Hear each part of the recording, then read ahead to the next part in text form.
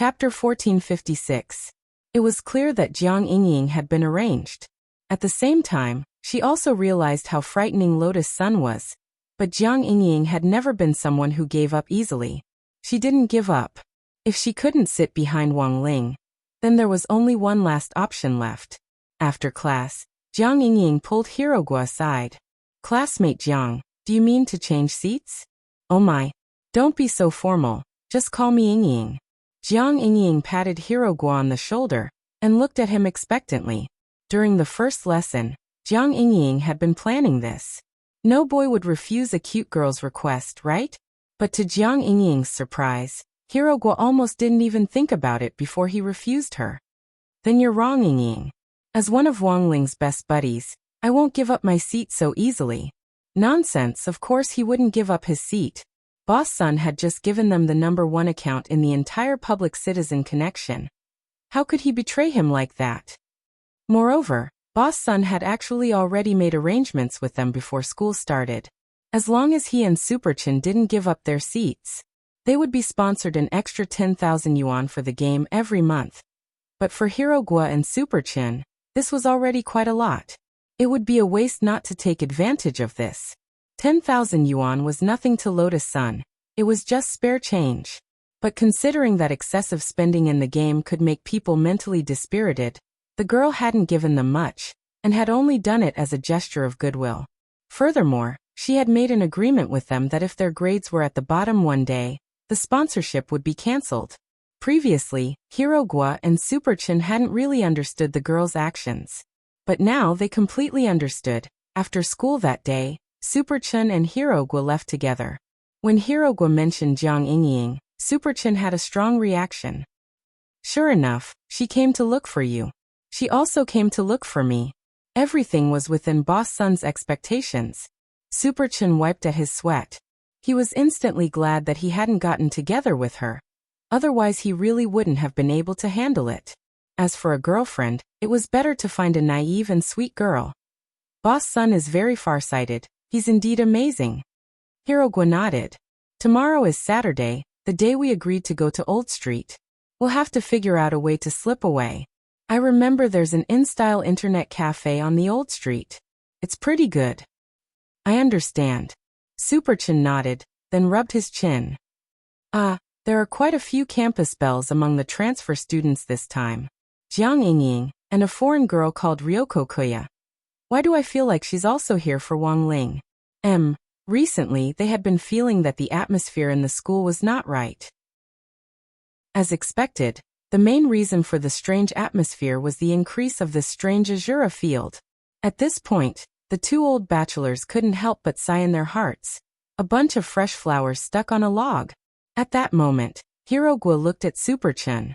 "By the way, have you ever been in love?" Superchin. "Just once. The girl even kissed me."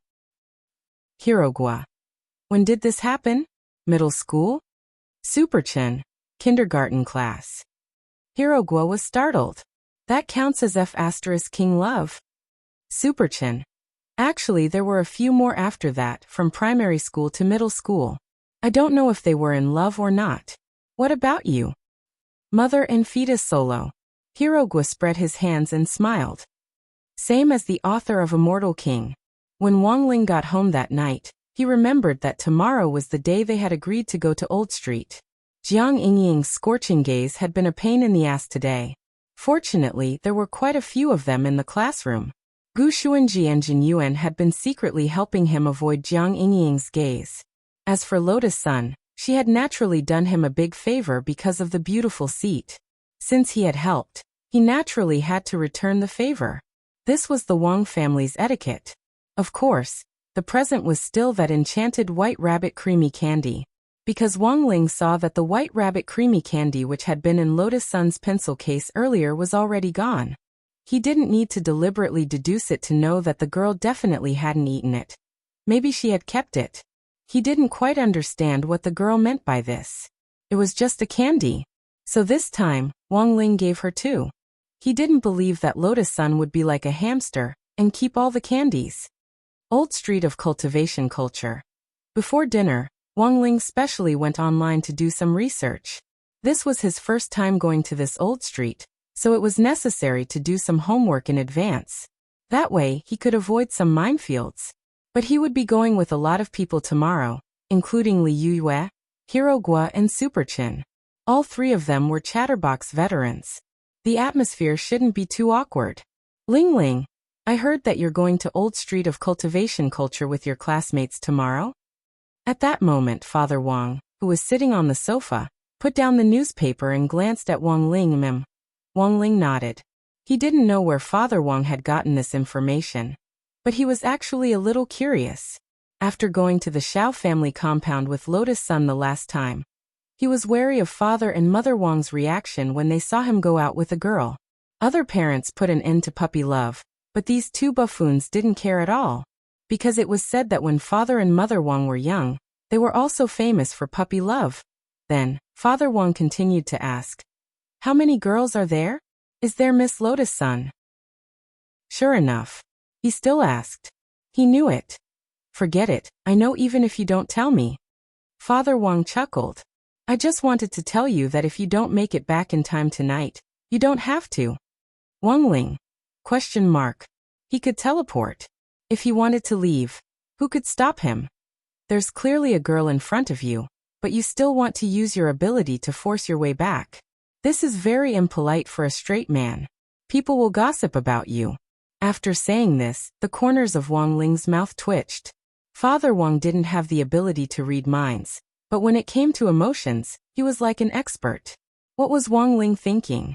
He seemed to know everything. Father Wang smiled. When it's time to part ways, a boy should take the initiative and come back after sending the girls home safely. That's the right thing to do. Okay. Wang Ling nodded. There was nothing he could do. He was a good boy. He was used to being obedient, and it was hard for him to disobey his father's orders. Of course, he was mainly worried that Father Wang would find an excuse to deduct his allowance again. "Oh, by the way, Ling Ling, there's something else I want to tell you." At that moment, Father Wang added, "The owners of the Hanfu shops on the ancient Cultivation Cultural Street are all my fans.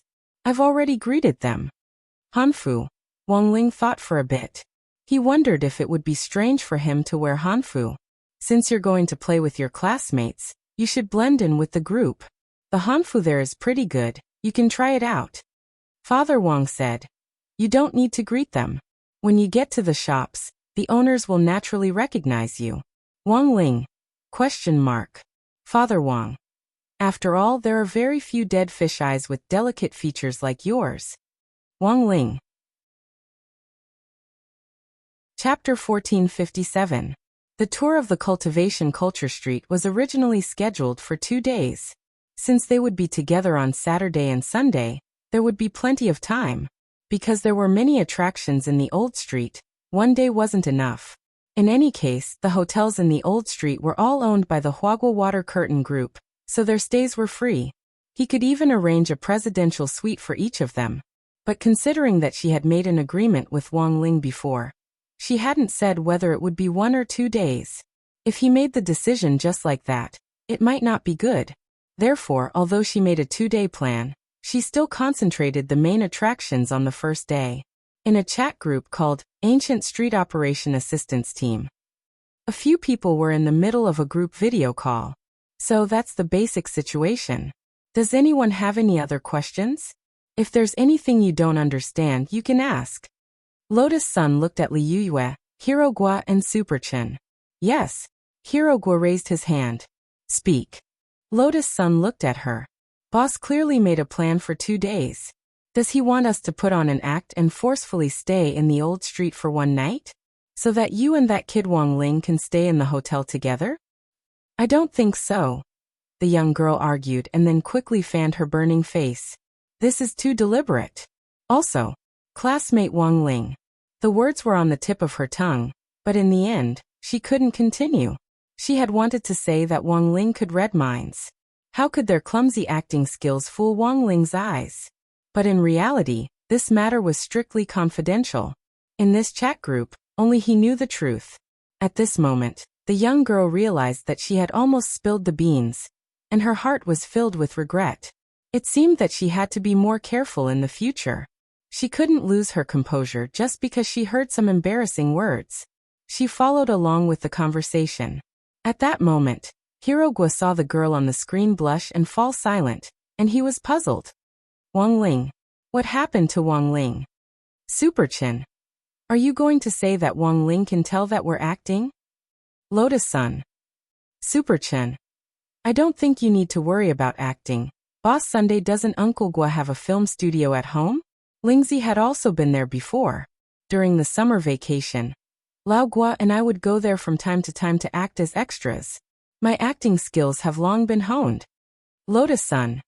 No, that's too risky. Then as long as you can't tell it's fake, it's fine, right? Then I understand. Hirogwa chuckled. A mysterious expression appeared on his face. You understand again?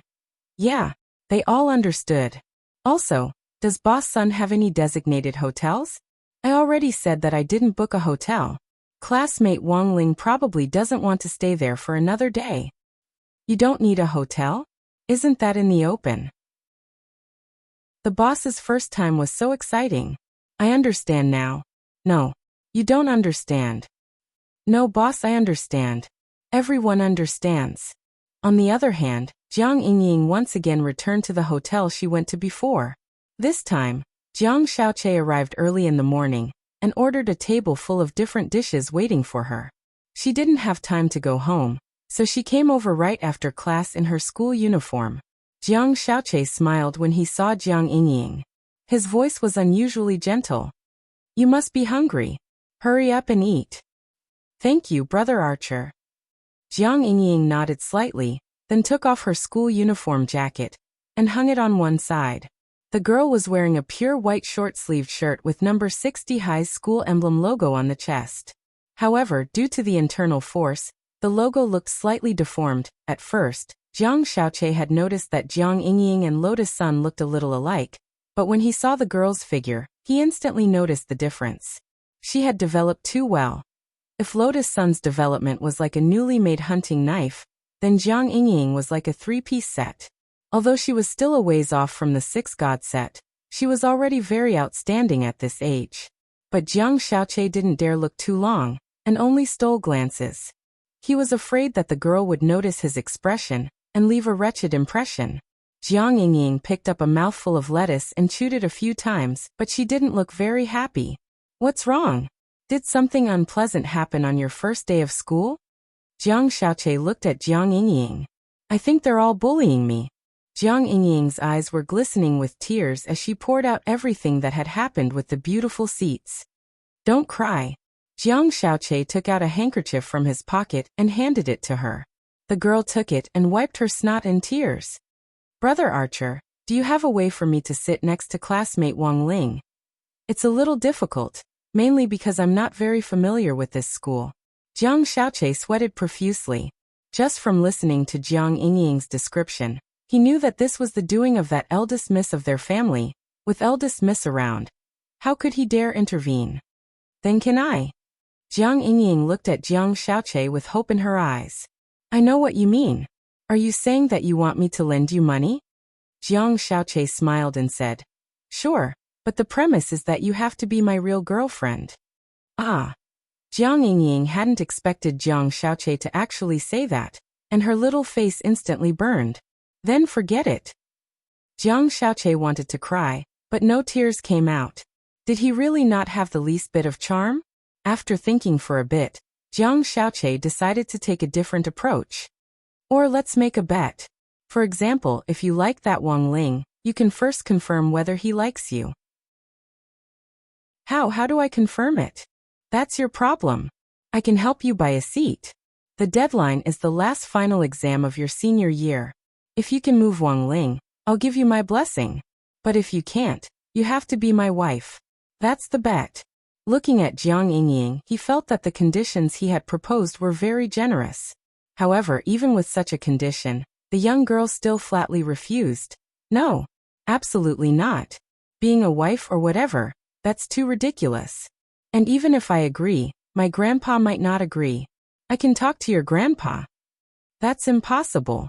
If my grandpa finds out that I spend all my energy on boys, he'll definitely be angry. He'll hit you. No. Grandpa has always been good to me. He's a stubborn person. Besides, he's always been diligent and thrifty, so bribery doesn't work on him. So your grandpa is? Jiang Xiaoqie frowned. Actually, he hadn't had time to investigate Jiang Yingying's family. At that moment, Jiang Yingying looked up and said, "He's a battle saint." Your grandpa's title?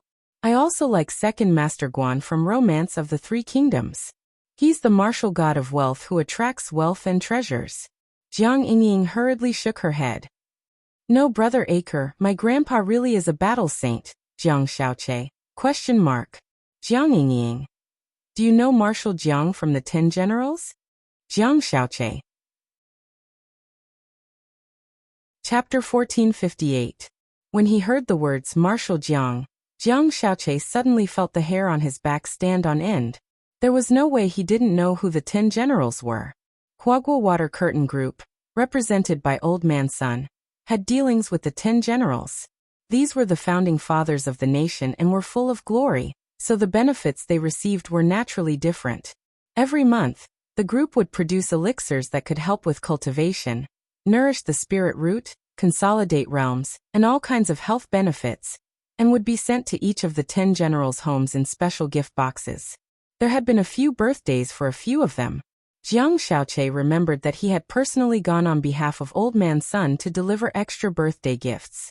Thus, although Jiang Xiaoqie hadn't personally met all the 10 Generals, he had in fact already met a few of them because of work. And as luck would have it, Jiang Xiaoqie just happened to know Marshal Jiang. If this battle saint saw him seducing his granddaughter, Jiang Xiaoqie felt that he might be given a direct Muay Thai warning and crippled on the spot. Brother Che, you don't look very good? Seeing Jiang Xiaoqie's expression suddenly change dramatically, Jiang Yingying suddenly felt that she had been too rash just now in revealing her grandfather's true identity. She had probably scared Jiang Xiaoqie, but Jiang Yingying herself didn't think it was too strange. In terms of realms and combat strength, the 10 Generals were like little brothers in front of him. But in terms of prestige, in the eyes of many native Huaxiao cultivators, the old generals were lofty figures who were like gods. Each of them had blood-soaked legends of fighting bravely on the battlefield back then, and had different hot-blooded stories that were widely circulated among the people. Although some of the 10 Generals had already retired, they were still dignified. Actually, Brother Che, you don't have to be too afraid. Brother Che, you don't have to be too scared. My grandpa might look scary, but he's actually quite approachable. Jiang Yingying said. Then, didn't the old marshal ask why you came out to see me so late at night these past few days? Of course he did. Jiang Yingying said. I said I came out to consolidate my studies, and that there's a teacher with the surname Jiang who's volunteering to help me with my lessons. A straight-A student coming out to consolidate her studies in the middle of the night actually sounded very outrageous. But the girl had always been obedient, so Marshal Jiang naturally didn't ask too much.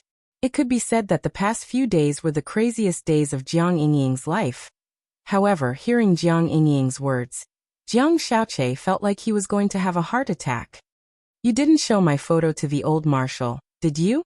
This was what he was most worried about. If the lass in front of him was a simpleton, the old marshal would be able to recognize his face in an instant.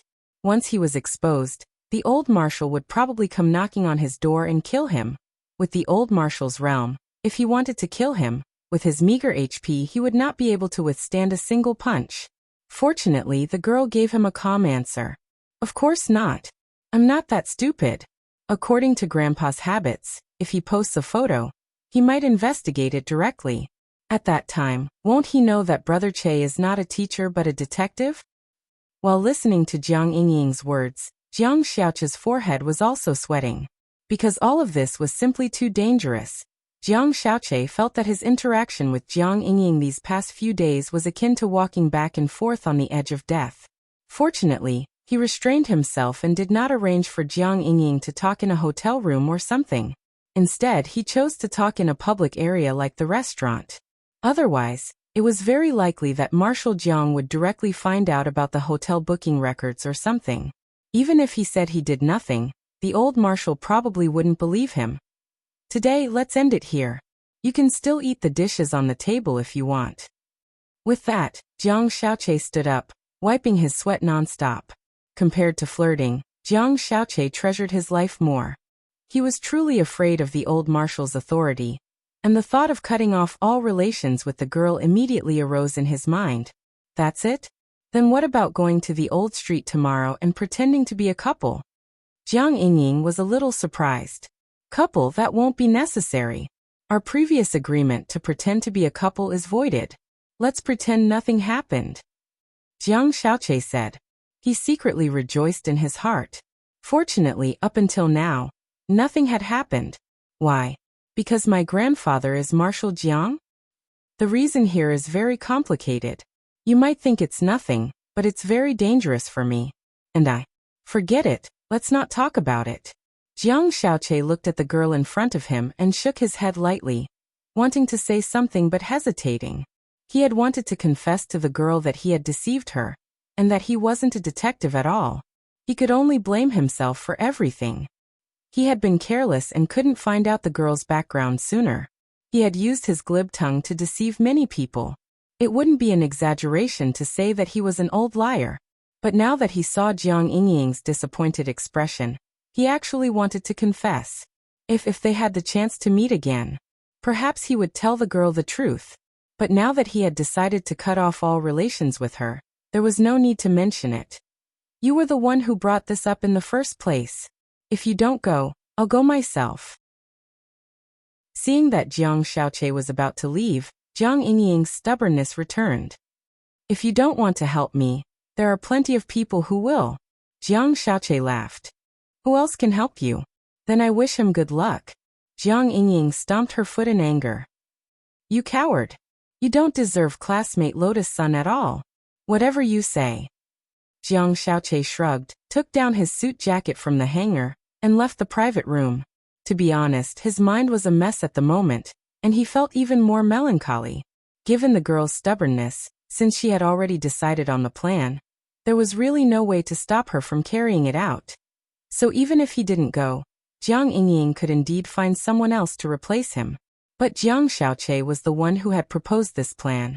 If something happened to Jiang Yingying, Jiang Xiaoche felt that he would be the one to blame, even though he had already told the girl to stop the plan. But now, with his thoughts in a mess, he couldn't help but worry about what she would do tomorrow. At the same time, in the Jiugong family villa, Jiugong Ryoko also received a message. Lotus-san is going to the cultivation street tomorrow? Jiugong Ryoko cupped her chin and fell into deep thought. Yes, miss, and 4 other students, the female bodyguard said from the side. She's probably just going to have fun. I'm not interested in this. Eldest Mississippi sends someone to follow her and see what she's doing. Take more photos, and if you get any ugly ones, send them to me right away. Jiugong Ryoko said. Yes, Mississippi, the female bodyguard wiped at her sweat and replied. It actually wasn't difficult to follow her, but it might be a little difficult to take ugly photos. After all, that eldest Miss Sun was a peerless beauty with no blind spots. Although she had only caught a glimpse of her through the crack in the door of the student union office, it had already made the female bodyguard gasp in amazement. At that moment, the female bodyguard sighed silently in her heart, and then began to report the second message she had received. Also, there's something else. It seems that Audiobook is going as well. What is he going to do? Jiugong Ryoko was curious. I'm not sure. The female bodyguard said. Then miss, are you going now? If you are, I'll tell the driver to be on standby tomorrow. No need. Jiugong Ryoko shook her head and snorted. How can I, Jiugong Ryoko, waste so much time on an old liar? Chapter 1459. That night, Audiobook received Wang Ling's message. In fact, as early as yesterday, he had already received news that Wang Ling and the others were going to play in the ancient cultivation street. Since it was a holiday and he had nothing to do, Audiobook had thought of disguising himself and going over to assist his junior sister Sunday. But he had never expected that before he could carry out his plan, Wang Ling would send him a message asking him to secretly follow them. In name, it was to better protect the girl. But in fact, Audiobook felt that this wasn't the case at all. He knew his Shifu all too well. Generally speaking, in order to successfully hook up with a girl, A boy would usually find a wingman to act as cover. And this time, Audra was actually playing the role of a wingman. But his function was different from other wingmen. It was to cover Wang Ling's retreat. Thus, this was clearly his Shifu's arrangement. As a result, his plan to assist them would fall through. After all, it was his Shifu Wang Ling who had personally invited him this time. And it was very likely that Wang Ling would be monitoring his movements the whole time. Thus, Audra felt that this plan to assist them wouldn't be easy to pull off. Last time, he had imitated Wang Ling's voice in the group to tease Lotus Sun, but that had been because he understood Wang Ling's habits, which gave him the perfect opportunity to court death. But the situation now was different. He could only play it by ear. Of course, all of this was just Audra's own speculation. After all, Wang Ling had only asked him to go so far, but hadn't said what it was for, inside the staff apartment. Audra made a call to a good friend he had met on that ancient cultivation cultural street. This was the head of the street administration, who managed the ancient street. Given their relationship, it would be very easy for him to get a smooth tour pass. Of course, Audra wasn't trying to take advantage of the situation, but out of consideration for his safety. After all, almost all the projects on the ancient street currently use facial recognition plus identity verification. With a smooth tour card, one could directly use the VIP green channel. He knew that the Jiogong family had been monitoring him all this time. If his identity was registered on the ancient cultivation street, that group of people would probably immediately follow him. Thank you, brother. If possible, use the heaven sending array to send the card directly to my apartment. Yes, it's still the same address. After saying what he needed, Audra expressed his thanks and hung up. At that moment, he noticed that the TV screen in the living room seemed to have suddenly blurred, and the figure of a woman seemed to have appeared on it. Audra rubbed his eyes, and the TV screen returned to normal. Was he too tired during this period of time? Audra smiled bitterly in his heart. After all, the alliance selection was just around the corner. There were many things that he had to do during the working day. In addition, he had been working hard to replenish his knowledge. Take yesterday as an example. In just one day, he had read several classic works by the famous critical writer, Yuan Yuan. For example, I Can't Breathe, Black Death, Women Under the Hooves, Bullets Flying to the Door, Sweet Air, and No One Knows Cultivation Better Than I Do. This was a selection activity that only the directors of the general administration of 100 schools were qualified to participate in. There were a total of 1,282 directorates in all the cities in the country. First and second-tier cities and county-level cities were all included.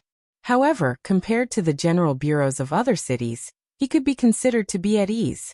Previously, he had seen many people go out on the streets to promote themselves and canvass for votes. It's better to rest early today. Audra rubbed his eyes and got up to return to the bedroom.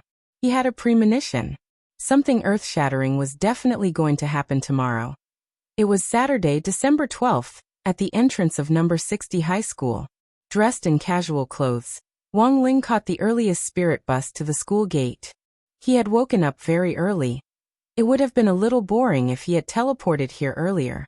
Occasionally taking public transport and admiring the city scenery along the way seemed pretty good. It was Mother Wang who had personally picked out his outfit for him today. He wore a white shirt on top and a pair of slim jeans on the bottom. Wang Ling's legs were already very good to begin with. They were long and slender without losing their curves. They were the type of legs that girls would be envious of, and paired with these jeans, they were even more perfect. When she helped Wang Ling button up his shirt, Mother Wang deliberately didn't fasten all the buttons, and only released the top one so that Wang Ling's collarbone could be seen. After dressing him up, Mother Wang reveled in it for a long time. After all, he was her son. He looked good in anything. Wang Ling sighed silently in his heart. Did he think this outfit was a little out of the ordinary? Because these were all new clothes. Knowing that Wang Ling was going out today, Mother Wang had ordered them overnight yesterday. Forget it. It was fine as long as Mother was happy. Take a few more photos, Halingling. Especially photos of the traditional Chinese clothing. You must take them. When you choose the traditional Chinese clothing, let this girl give you some advice. Mother Wang's big belly was full of smiles as she looked at Wang Ling. When you take photos, remember to temporarily remove your great shielding spell. Don't make it all pixelated. It's not like it's something shameful. By the time Wang Ling's thoughts returned, he had already arrived at the school gate. He had thought that he was early. In the end, he hadn't expected Lotus Sun to be even earlier. Classmate Wang Ling. As soon as she saw him, the girl waved and greeted him warmly. Morning, Wang Ling replied. As always, he was a man of few words. Lotus Sun's face flushed slightly. She didn't know why, but she felt that Wang Ling was completely different today. He wasn't wearing the clothes he had worn before. He was brand new. Had he specially dressed up for this outing? Wang Ling was also very good-looking today. Lotus Sun forcibly suppressed the urge to take out her phone and take continuous photos. She knew that it might be inappropriate to take photos now, and that it might make Wang Ling feel disgusted. If they took photos together, it wouldn't be too awkward. At worst, they could just get rid of the others, leaving just her and Wang Ling. But here was the problem. It was already time for the meeting to end. Liu Yue, Superchun, Hirogua. None of them had come. Lotus Sun dropped her forehead into her hand. At that moment, she could even feel the air freeze and freeze. These three people probably didn't know that they had planned to stand her up from the start, right? Just as she was at her wit's end, Lotus Sun's phone suddenly rang. It was Liu Yue. Where are you? Classmate Wang Ling and I are already here, Lotus Sun asked. Ah. Sorry Rongrong. We're stuck in the subway station. That's right, Superchun, Hirogua and I are together. We just happened to run into each other. Someone suddenly fainted in the subway, causing the line to be blocked. It's the morning rush hour, and it's a mess here. Then don't worry about us. How about this? Let's directly meet at the corner of the old street. Got it. Lotus Sun nodded and hung up. Thank goodness. She hadn't been stood up, otherwise she really wouldn't know what to do. But very quickly, the girl's face turned red again. Because this meant she and Wang Ling would be riding on the same vehicle. Furthermore, it would be crowded on the bus. It was very likely that they would end up together. Chapter 1460. Taking public transportation together. There was actually a lot of potential risk at this time. Although Wang Ling had taken a spirit bus earlier, that was because the Wang family's small villa was in a remote area, and there were basically no people on the bus. Plus, he got up especially early, so he didn't have to worry about squeezing into other people. Then there was the problem of breaking other people's bones. He just needed to cast the great lightweight spell on himself before he got on the bus. This was a spell that could quickly reduce his weight. After all, his body was too dense, and he had even caused number 60 High's newly renovated transmission array to collapse. That was because his battle strength now seemed to have increased a lot. One great lightweight spell was no longer enough. He had to cast it several times in a row. So to sum it up, at that moment Lotus Sun's worries were actually very reasonable. In a crowded situation, it was indeed easy to create all kinds of awkwardness and risks. For one thing, there were a lot of perverts nowadays, and it really wasn't safe for girls to be squeezed. What Wang Ling was worried about was that after he got on the bus, a group of people would crowd him. When they got off the bus, all of them would break their bones. Then it might trigger a butterfly effect, such as a traffic crash and so on. Perhaps this matter would even attract widespread attention. On a crowded bus, all the passengers were healthy when they got on the bus, but when they got off the bus, they all broke their bones. This would definitely become an urban legend. And most importantly, it seemed that he wasn't the only one with a problem now. Actually, Lotus Sun was just as dangerous for other people. After the girl's passive version of becoming one with the sword, her battle strength had increased substantially. This was the most powerful foundation establishment on Earth, and also the most dangerous. It was the spirit sword's instinct to protect its master. That was to say, if there really were perverts on the bus, Mysterious C's sword chi would directly be released to protect Lotus Sunday. This was the passive version of the master-saving mechanism. How many people in the bus would be able to survive after the sword chi was unleashed? It probably wouldn't just be the bus. Everything within a radius of several dozen Li would be severely affected. Mysterious C's sword chi was just that terrifying. And for those potential perverts, of course, they would never expect a foundation establishment girl to be able to cause such devastating damage. For Wang Ling, life was sometimes just that bitter. But there was nothing he could do. He was already used to it. Life couldn't always be smooth sailing, and it was normal to have ups and downs. The most important thing was to learn to adapt and enjoy life. Perhaps he would be able to solve the problem of the talisman, or find another way to control the unlimited growth of his body. Only then would he be able to truly enjoy life. For a moment, a myriad of thoughts ran through their minds. However, it was clear that this was not the time to be melancholic. I've thought about it. Actually, we don't have to take transportation. Then Lotus Sun was the first to speak. She was still thinking from Wang Ling's point of view. I originally thought that flying a sword would also work.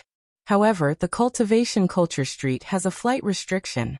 The fine is a small matter, but the main problem is that it will take a lot of time.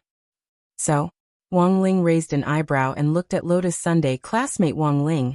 How about we teleport over? It had to be said that Lotus Sun's suggestion was on point, because it was the same as what Wang Ling was thinking. In any case, there wasn't anyone in front of number 60 High's gate right now. It would be easy to teleport to a remote area. The most important thing was that Li Yue, Super Chun and Hero Guo weren't here. It was only natural that they would activate their abilities. Just do it. Elsewhere, at the intersection of the cultivation culture street, Li Yue, Super Chun and Hero Guo were bored to death as they sat on a bench in the square at the intersection of the street. Under the shade of a tree, Super Chun had an ominous premonition. By the way, is this really okay? It's all about creating opportunities for Boss Sun. What's wrong with that? Hero Guo started to play a mobile game on his phone. He didn't have the time to relax at all. Holding the number 1 account in the entire server, this feeling of being a big shot was delightful. Instead of being a big shot yourself, it's better to have a big shot by your side. Isn't it better to cling to a big shot's thigh? Said Super Chun. That's true. Boss Sun is now our big shot. How much pocket money do you think she gets every month? I think it's at least $1 million or so. This was Hero Guo's estimate, based on the benefits Lotus Sun had given them. Given Huaguo Water Curtain Group's wealth, $1 million in pocket money actually wasn't excessive. Envious. Super Chun sighed. What a pity, in the end, Wang Ling still got lucky. If Lingzi really marries Lotus Sun in the future, won't he also become a nouveau riche? Don't think too much, he might not be able to reach this step. Li Yue was actually a little worried. Liking, falling in love, getting married. These were 3 different things. Looking further down. Liking was also divided into active and passive liking, which was liking someone and being liked. Being liked was also a secret love. After a whole semester, it had been very difficult to go from a secret love to an open love. But the problem was, these 2 still hadn't made any progress. As her bestie, Li Yue also felt melancholy. So the main problem was actually that piece of wood. In my experience, classmate Wang Ling is actually the kind of person who isn't easy to deal with. So it's actually very important to create more opportunities for them. Li Yue said. It's already pretty good if they can confirm their relationship before graduation. I think, maybe they won't even be sure after graduation. Rongrong might have to pursue him all the way to university, and coax him for a long time before there's any hope. But how can anyone last that long? At that moment, Hero Guo stopped what he was doing and looked at Li Yue. After all, there had been news on the internet about celebrities meeting, falling in love, and then getting married, claiming that it was some kind of predestined love or 10-year romance. In the end, they still broke up not long after they were together. Relationships were very complicated, even if you put aside the factor of Lotus Sun's family background. It was also very rare for a girl to invest so much time in a boy. Actually, was it a boy or a girl? After a long period of chasing without any results, wouldn't they want to retreat out of despair? I don't know how long Rongrong can last, but I definitely won't hang on to a boy. Even if I meet someone I like very much, I'll spend a year or 2 at most to pursue him. If there's no result, it means that we're not fated, Li Yue said. A year or 2. Hirogwa and Superchen were astonished. This was actually a very long time for a girl. But this was, after all, an era of national cultivation, and female cultivators didn't need to worry about aging as they grew older. After all, there were too many ways to preserve one's looks. If you really met someone you liked, spending a year or two to pursue him was nothing. What are you talking about? Just then, a familiar voice rang out from behind the three of them. Senior Ajwa? Li Yue was instantly pleasantly surprised. Senior, why are you here? It's business. Ajwa smiled mysteriously. I'll go in first. The three of you pretend you never saw me, got it? Okay. Senior Ajwa. The three of them said in unison. Good girl. Ajwa walked over with a smile and patted Li Yue on the shoulder. This action in itself actually didn't have any meaning. It was like a customary greeting between brothers and sisters of the same sect. But what Ajwa didn't know was that this action caused the temperature on the other side of the square to suddenly drop quite a few degrees. Dressed in a black cloak, Ryoko Kamiya was sitting on a bench on the other side. She happened to see this scene between Ajwa and Li Yue. PS. Chapter 7 of Lotus Sun and Wang Nuan. Forever Young has been updated on the official account, Ku Xianjun. Chapter 1461. Under the cloak, Jamiya Ryoko's resentful eyes looked like they could swallow Ajwa whole. Heh, as expected of an old pretentious liar. Not only did he use stolen glory to brand himself as a role model for his junior brothers and sisters in the same sect, but he actually tried to conspire against his own junior sister. As a leader of an educational institution certified by the government, there was something very wrong with his style. Kamiya Ryoko pretended to be reading a book. There was a thick, dictionary-like book on her slender thigh. She pretended to be reading, but was in fact talking to the ghosts collected in the book. Record everything? Jamiya Ryoko said coldly. The ghost she was facing now was a ghost made in Huashio Nation that had fled to Sun Island earlier, and was nicknamed Pen Fairy. Yes. I've memorized everything. Pen Fairy nodded submissively. Dressed in red, she recorded what she heard on the drawing table, and then directly drew what she saw. Her precision was no different from that of a digital camera. At the same time, the recorded words could be extracted. As long as the incantation was recited afterward, the recorded words would produce Ajwa's own voice. As expected of the Pen Fairy, Jamiya Ryoko was very satisfied. This ghost called Pen Fairy was in fact very powerful. She had created the legend of Pen Fairy for herself, and had people who believed in this legend summon her. In the name of an immortal, she had divined the future for people at the cost of devouring yang qi and lifespan. But the truth was that such divinations had no effect at all, and were all tricks to deceive people. The most troublesome thing was that the legend of the Pen Fairy had spread all over the world, causing this ghost to commit crimes all over the world. In the end, it could even create all kinds of fake bodies to collect rent, in place of the original body. The Jiogong family had paid a huge price to capture this Pen Fairy, but fortunately, they had successfully set up a trap, and captured the original body of the Pen Fairy on Sun Island. After that, there was nothing else. Now the Pen Fairy was forever sealed in the Jiogong family's ghost register, and had become Jamiya Ryoko's record keeper. The Jiogong family's ghost register contained all kinds of troublesome ghosts that the family had captured since its founding. Now with the accumulation of time, the ghosts in the main book were so strong that they could no longer be suppressed by humans. Therefore, it had always been sealed in the underground cellar of the Jiogong family. The book in Kamiya Ryoko's hand was actually a copy of the ghost record. The copy and the ghosts recorded in the main book were completely synchronized in terms of categories. However, the power of these ghosts was greatly weakened. Because of this, Ryoko Kamiya could easily command these ghosts to work for her. I'll have to trouble you all today. Closing the book, Ryoko Kamiya stood up. She wasn't interested in those number 60 high students, and had only come to collect evidence of Ajwa's crimes. Last night, Ajwa had seen the figure of a woman on TV. In fact, he hadn't been hallucinating. Instead, Ryoko was using the ghost named Ajun in the ghost chart to monitor Ajwa's situation.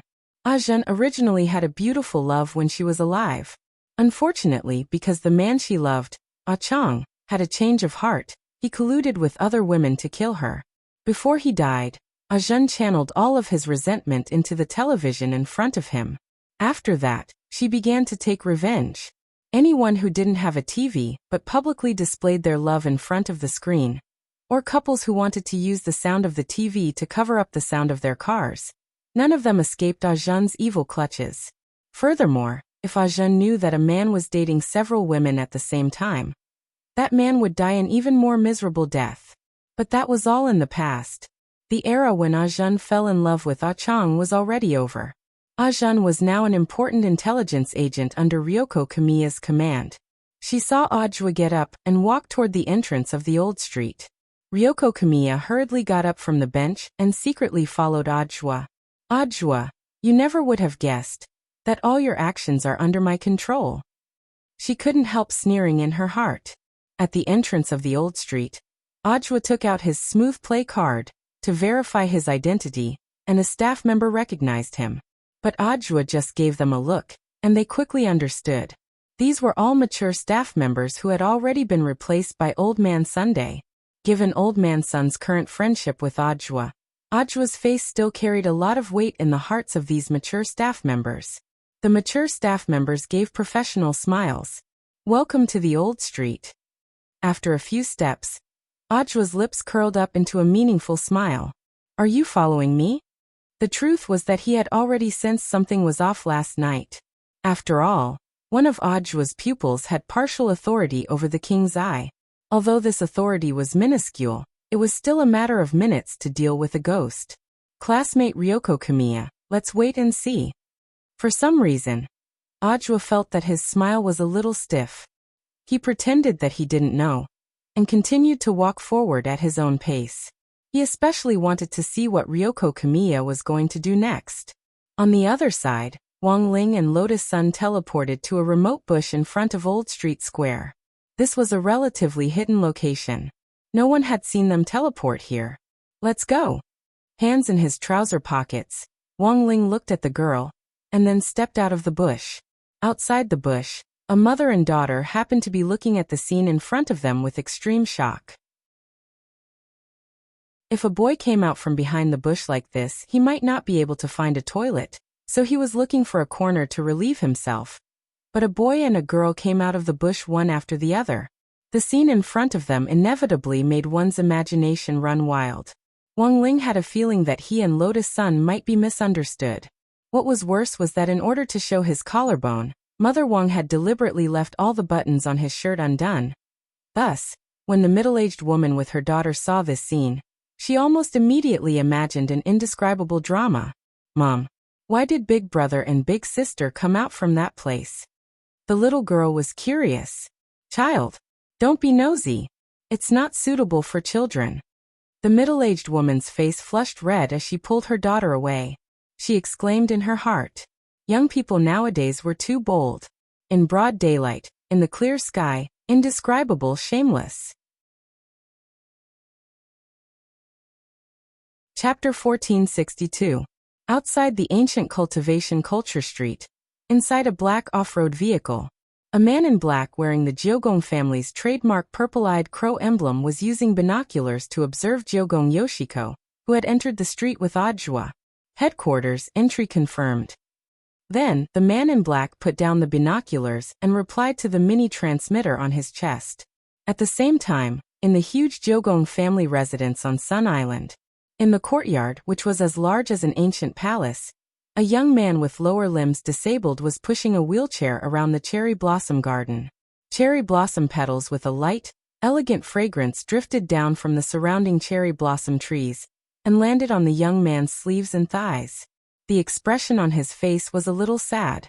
Complicated emotions swirled in his heart. Even in such a beautiful scene, he still couldn't completely calm down. Behind him was a middle-aged man in samurai armor. He had one eye and looked so fierce that no one dared approach him.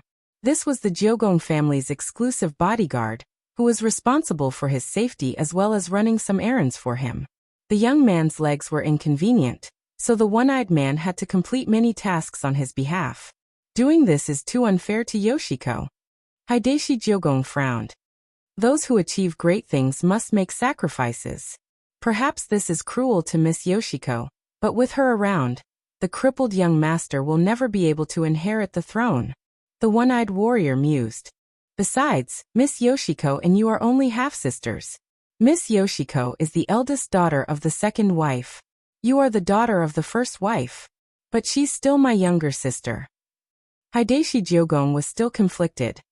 When it comes to great things, sacrifices are inevitable. The one-eyed warrior's voice was cold.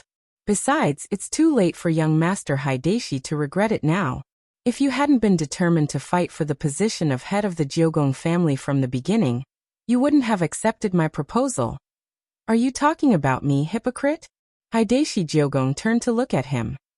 No, I didn't say that. The one-eyed warrior's expression didn't change, and he just rolled his eyes in his heart. This Hideshi Jyogong had called him out early in the morning, and wandered around the cherry blossom garden for a long time. For one-eyed, it was too disgusting for a straight man like him to accompany a man to see cherry blossoms. If it weren't for the fact that Jyogong Shioshir was the only son of First Madam, and that First Madam had entrusted him with a task, he wouldn't have done so. He had already broken Kuga Shioshir's third leg. Jyogong Shioshir's hypocrisy was not fake at all. However, for the sake of repaying the First Madam, One-Eyed could only tolerate the young man before him no matter how hypocritical he was. Everything was for the sake of the plan. At that moment, Hideshi Q heard the voice from his communication device. He looked at the one-eyed man. It seems that everything went smoothly. Yoshiko has already gone in. Understood. It was a rare opportunity for Miss Yoshiko to act alone. This time we definitely won't fail, the one-eyed warrior said. Can it really unseal the ghost record? It's impossible to completely unseal the main book. We can only target a certain page or a few pages. The one-eyed samurai said, We've already investigated the ghosts that Miss Yoshiko often uses. As long as he tore apart the part of the main record, these ghosts would be released. The copy of the ghost register in Miss Yoshiko's hands is the escape route for these ghosts whose seals have been removed. After Wang Ling and Lotus Sun came out of the bushes, they had actually already sensed the auras of Super Chun and the others. Sure enough, these three people had lied earlier. Nothing had happened on the subway at all. But considering that he and Lotus Sun had teleported here, they had a tacit understanding not to go over immediately. It would take at least half an hour to get here from number 60 High School's main gate by car at the fastest speed. If they went out now, they wouldn't be able to explain how they could travel so quickly. They chose a bench on the west side and sat down. From this angle, Super Chun and the others wouldn't be able to see them at all. We'll go over in half an hour, Lotus Sun said. Wang Ling replied. Out of the corner of his eye, he sized up the girl's test and then sat down. In fact, the reason why they couldn't go over now wasn't just because of the time problem caused by teleportation. Another very important point was that the girl's blush had yet to subside. After all, that middle-aged woman's speech just now had been too shocking. Who knew if it was because Sun Yinger had been driving all this time, but the girl, who hadn't been very familiar with these things before, had now become especially sensitive. Boo-hoo-hoo. It was all Inger's fault. She had made her unclean. Half an hour's time seemed extremely long, yet it also seemed extremely short. Wang Ling's eyes were slightly closed, and he was as quiet as a statue, as if he had fallen asleep. A fallen leaf fell on Wang Ling's head. Lotus Sun stretched out her hand to pluck it off, but Wang Ling got up first and shook the leaf off. It had already been half an hour, and time was up. Wang Ling had been counting with his eyes closed just now. He didn't want to waste a single second. Because the Crispy Noodle Snacks flagship store on the old street was already open, he could smell the pepper in the plastic bag from afar. Lotus Sun withdrew her hand with slight regret. It had clearly been a very close opportunity for Wang Ling just now. The girl realized that when she was alone, she wasn't as brave as she had imagined. Perhaps she should have been a little bolder. Like President Ing, who had directly pounded the wall. Seeing that Wang Ling was already walking toward Super Chun and the others, Lotus Sun came back to her senses and hurriedly chased after him. Classmate Wang Ling, wait for me. Hearing the girl's voice, Wang Ling paused and turned slightly to look at the girl behind him. It was a fleeting glimpse. The moment he turned around, a gust of wind lifted the youngster's collar. As his hair danced in the wind, from the girl's point of view, the overflowing sense of youth was already indescribable. Lotus Sun was stupefied. At the same time, Sun Yinger, who had been silent for a long time, also screamed in Lotus Sun's mind. Sun Yinger ah, Ling Zhenren. Tui. Who knew how many times bigger than Wang Ying's. This scream could be said to have broken all her concentration in a second, and instantly pulled the girl back to herself. Lotus Sun felt her face, which had just calmed down, start to heat up again. In the distance, Hirogwa and the others waved in greeting when they saw Wang Ling and Lotus Sun coming in their direction. To be honest, they had thought they would have to wait for another half an hour. How did you get here? That's too fast. Hirogwa was incredulous. Half an hour is indeed fast. Don't tell me you teleported? Superchin echoed. Wang Ling and Lotus Sun. Lotus Sun quickly explained. We took a taxi. Alright. That's not important. Everyone's been waiting for a long time. Let's hurry up and go in. As soon as she said this, Superchen and Hirogwa directly grabbed Wang Ling, and the three of them put their arms around each other's shoulders as they walked toward the entrance, looking very close to each other. Men are just like this. Li Yue sighed. Their relationship is really good. To be honest, Lotus Sun was a little envious of the scene in front of her. Just now, for half an hour, she hadn't had the courage to reach out. In the end, Superchin and Hirogwa had hooked up so easily. Are you jealous? Li Yue was instantly amused. No. Lotus Sun retorted. Fine, I'll pretend it's nothing. You're the boss, you have the final say. Li Yue smiled meaningfully. Let's go together, don't get left behind by the three of them. Lotus Sun nodded. Then, the two girls followed behind arm in arm. At the very front, the three of them had their arms around each other's shoulders. Wang Ling was caught in the middle and was being questioned. Superchin chuckled. Wang Ling, be honest. Tell me what you did to Lotus Sun on the way here. Hirogwa echoed. That's right. You have to be honest. I saw Lotus Sun's face turn red just now. You didn't do anything dirty in the car, did you? Wang Ling? Question mark. After Wang Ling's group of 5 smoothly passed through the entrance to the old street, a janitor who had been covering himself up very tightly took off his mask and hat. Wang Ling. Lotus Sun in the car. Jiang Yingying had probably heard these terms when she had disguised herself as a janitor. At that moment, she stared in the direction of Wang Ling's group of 5, her hand holding the broom trembling slightly.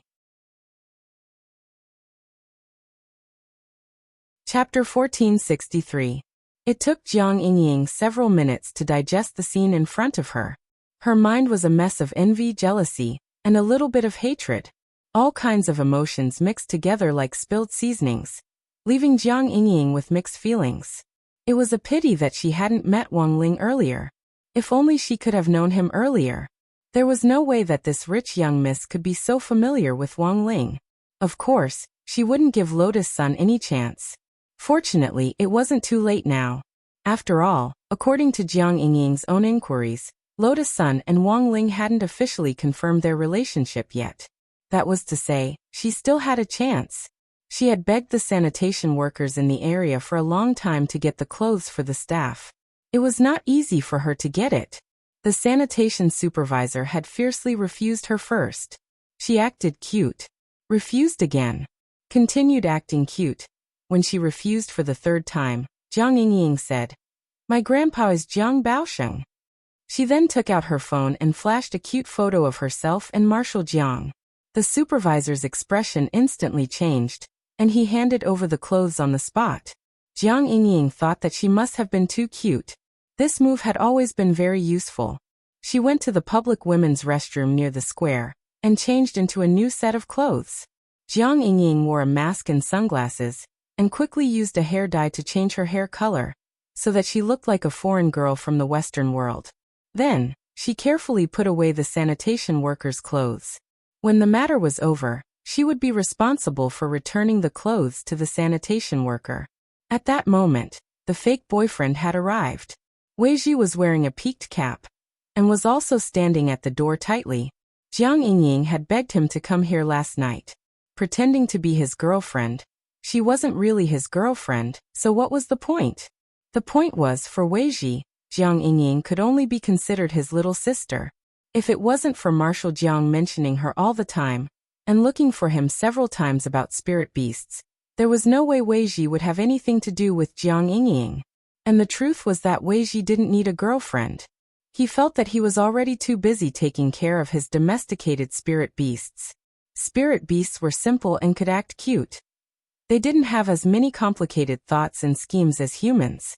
In a sense, Wei Ji felt that spending a lifetime with a spirit beast was not a bad choice. Brother Wei Ji, I'm counting on you. Jiang Yingying pressed on Wei Ji's shoulder, her eyes blazing. Wei Ji wasn't very tall. He was only a little taller than Jiang Yingying, but from afar, they did look like a couple. I know. Wei Ji pressed down on his hat, his expression slightly awkward. If it wasn't for Marshal Jiang, he wouldn't have come. Moreover, this mission was actually very dangerous for Wei Ji, because apart from Li Yuyue, he knew everyone else from number 60 high. Furthermore, Wang Ling was his good brother and Loopy Toad's master. Let's go, brother Wei Ji. They all went in. At this moment, Jiang Yingying's sweet voice interrupted Wei Ji's thoughts. She took the initiative to hold Wei Ji's hand and pull him forward. Yingying, slow down. Wei Ji had no choice but to follow the girl's footsteps. The two of them walked in the direction of the entrance. Wei Ji was still a little puzzled by Jiang Yingying's sudden visit. But I still don't understand why you're looking for me. Originally, I wanted to look for Brother Yi. But isn't he still being treated in the hospital? He hasn't recovered yet? I heard that he's recovered a little. He can get out of bed and walk normally, but he's a little afraid of seeing sharp objects. Ooh. Wei Ji was stupefied. An outstanding spirit sword user was actually afraid of seeing sharp objects. It seemed that Yi Jiyang had indeed suffered a huge blow after his duel with Lotus Sunday. Wei Ji had also been paying attention to the 9 Dragon Mountain competition. Later, he had heard about Yi Jiyang's psychological trauma, but he hadn't expected it to be this serious. Then what should we do in the future? Wei Ji asked.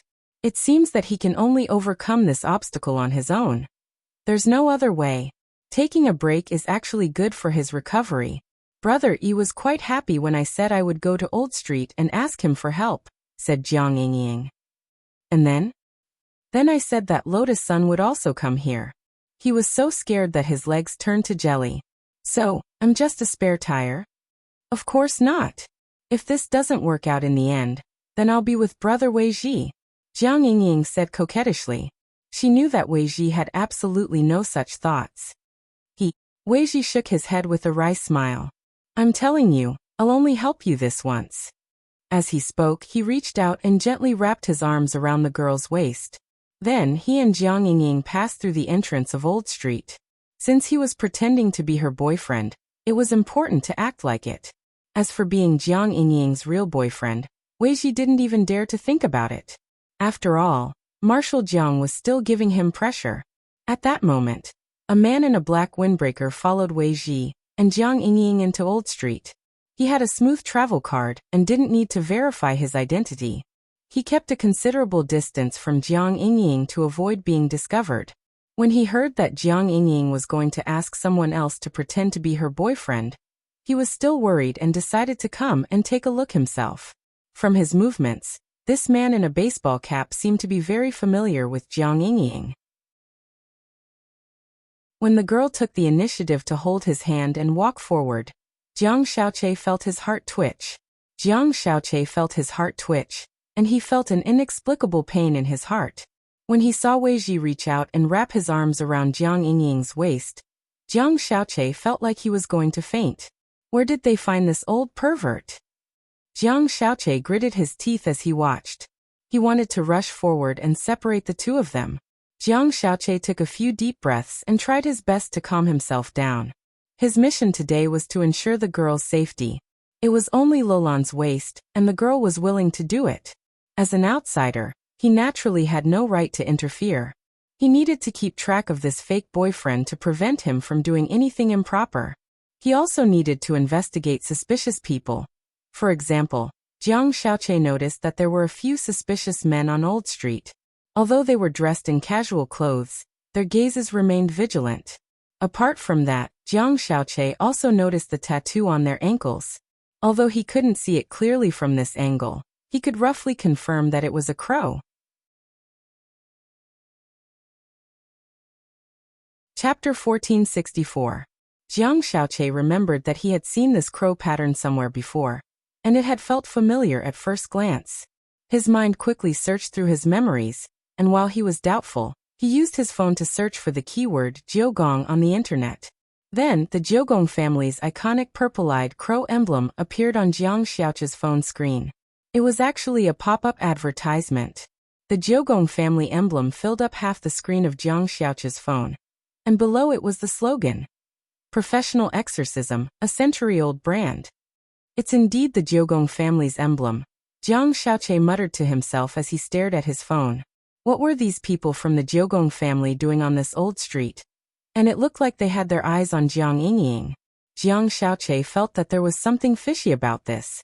After returning home yesterday, he had reorganized the information on Jiang Yingying. As the girl had said, she was indeed the granddaughter of Battle Saint Marshal Jiang. Jiang Xiaoche had spent a long time carefully going through Jiang Yingying's information from top to bottom.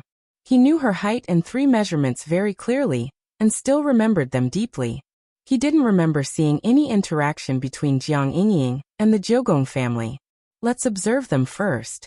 Jiang Xiaoche frowned as he watched this group of people from the Jiugong family follow Jiang Yingying and Wei Ji, pretending to stare at their phones as they silently tailed them. Today's old street was indeed livelier than Wang Ling had imagined. In addition to them, Audiobook had come here at Wang Ling's request. But Wang Ling hadn't expected Jiugong Ryoko to come here. Apart from Jiugong Ryoko, there were also the auras of Jiang Yingying, Wei Ji and Jiang Xiaoche. Wang Ling knew all of them. No matter how deeply they hid their auras, they couldn't escape Wang Ling's perception. Wang Ling felt a little tired. It seemed that everyone had come on this trip with ulterior motives, and it could be said that they each had their own ulterior motives. But everything else wasn't a big deal. What Wang Ling was more concerned about now were the people from the Jiugong family who had been following Jiugong Ryoko. As soon as they entered the old street, Wang Ling had already noticed this group of people sneaking behind them. Soon, it was confirmed that these people were actually following Komiya Yoshiko. Furthermore, he purposely kept a long distance away, afraid that he would be discovered. Logically speaking, as a young mistress, it was reasonable for the Kyuko family to send people to protect her in secret. However, this group of people was obviously not Komiya Ryoko's bodyguards. Although they were both from the Q family, they did not come with the intention of protecting Q Ryoko. Each of them was concealing their killing intent, as if they were preparing for something.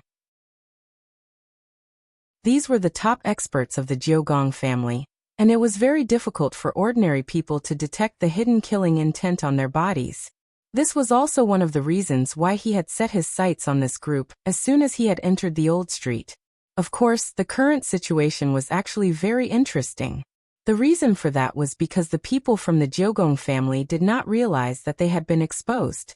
What's more, they didn't know that there was another man staring at them from behind. "I'll warn Audiobook first," Wang Ling muttered in his heart. He didn't even take out his phone.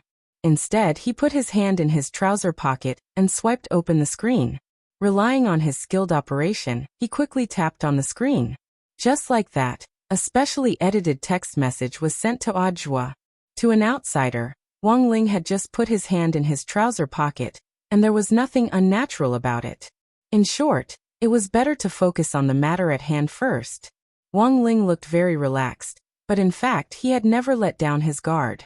In addition to the complicated situation behind him, he also noticed that a lot of people were looking at him at that moment. A lot of shopping girls whispered to each other as they passed by him, "Hey, that boy with single eyelids looks quite interesting." Indeed. White shirt. And a kind of ascetic style. The point is, isn't this the face of my ideal first love? Although these girls spoke very quietly, Wang Ling could still hear them clearly. It was no wonder. Today, Mother Wang had dressed him up so well that he really stood out. It would have been better if he had worn ordinary clothes. But it actually didn't matter if he was seen, because the great shielding spell had already been upgraded. These girls might still be talking about him now, but they would soon forget about it. At this moment, the great shielding spell had a new function: Fate Dao intersection. That was to say, apart from malicious investigations, Wang Ling was now blocked. Passers-by who wouldn't have any deep interactions with him in his life would quickly forget what he looked like even if they saw him. It was like a dream. No matter how mysterious the dream was, most people wouldn't remember what they had dreamed of after waking up for a while. So where on earth are we going? Superchen looked somewhere. I think that's a good place. It was an ancient cold weapons shop with the words, "My lord, times have changed," written on the signboard. Cultivators in the old era didn't have such powerful magic weapons, and didn't incorporate the wisdom of modern science. Moreover, it didn't incorporate the wisdom of modern science, and this cold weapons shop only introduced cold weapons commonly used by cultivators of that era. They were very cumbersome, and a lot of spirit energy was needed to increase the power of the magic weapons. This shop has tours and activities. It costs 100 yuan per visit, and there are prizes, Lotus Sun said at that moment. Last night, she had already familiarized herself with the tour guide for the entire ancient street. Although it was her first time here, she was actually very familiar with every shop. What kind of activity is it? Stone spear throwing. Let's see how far you can throw it. But only cultivators below the nascent soul stage can participate. We're all foundation establishment students, so we don't need to provide proof of our realms with our student IDs. Saying this, Lotus Sun couldn't help looking at Wang Ling a little regretfully. After learning of Wang Ling's true strength, she now had to consider a lot of things in light of his actual situation. Stone spear throwing. For other people, it was just for fun. The field was very wide, and they wouldn't be able to do anything special. But for student Wang Ling, it was very dangerous. If he didn't control his strength well, he might directly throw it out of the solar system. What about the prizes? Superchen asked at that moment. There are different prizes for each distance. The grand prize is 5,000 meters, but it's actually quite difficult. The stone spears are very heavy, so it's a little difficult to throw them. Lotus Sun said. The grand prize is a marrow cleansing pill. The second prize is a youth retaining pill, and the third prize is an old street voucher. There's also a reward for throwing less than 100 meters. It's this cold weapons shop's medal. As if hearing Lotus Sun's words, an employee in the cold weapons shop suddenly came out. Is this your first time coming to the old street? Haha, today's prize isn't a medal. Not a medal? Lotus Sun was blank. But yesterday, it's like this. Our shop's encouragement prize actually isn't fixed. For example, today's prize will be a prize for limited snacks from the old street. Hearing this, Lotus Sun immediately felt that there was something fishy about this matter. Logically speaking, if that was the case, the Platinum Strategy Guide that she had read shouldn't have missed such details. This is an event organized by our shop in conjunction with the Crispy Noodle Snacks flagship store next door. You can use the prize voucher to draw a prize in their shop. If it's your first time here, you can have a free trial vote. At that moment, the shop assistant gave a meaningful smile. Why would a cold weapons shop like yours specially cooperate with a snack shop? Apart from being a snack shop, we're also a shop with sports programs, aren't we? Since it's sports, there will be consumption. It's reasonable to use snacks to replenish energy. The shop assistant replied. A cold weapons shop without crispy noodle snacks is like losing the starting point mentioned in this chapter. It has no soul. Hearing this, Lotus Sun instantly felt that things had become even stranger. Apart from the core members of Battle Sect, she was the only one who knew that student Wang Ling liked crispy noodle snacks. The only possibility left was Grandpa.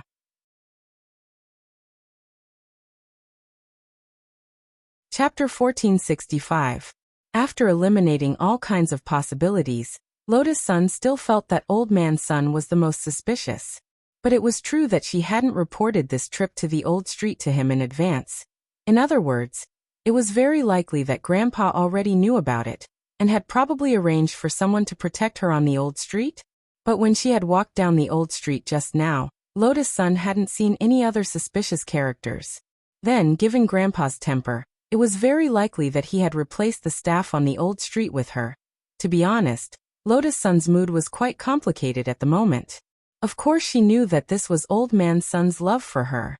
Grandpa had always done this since she was a child. But no matter how tough his wings were, they couldn't protect a young chick for a lifetime. She had already grown up, and the feeling of being followed by bodyguards all the time actually didn't feel good.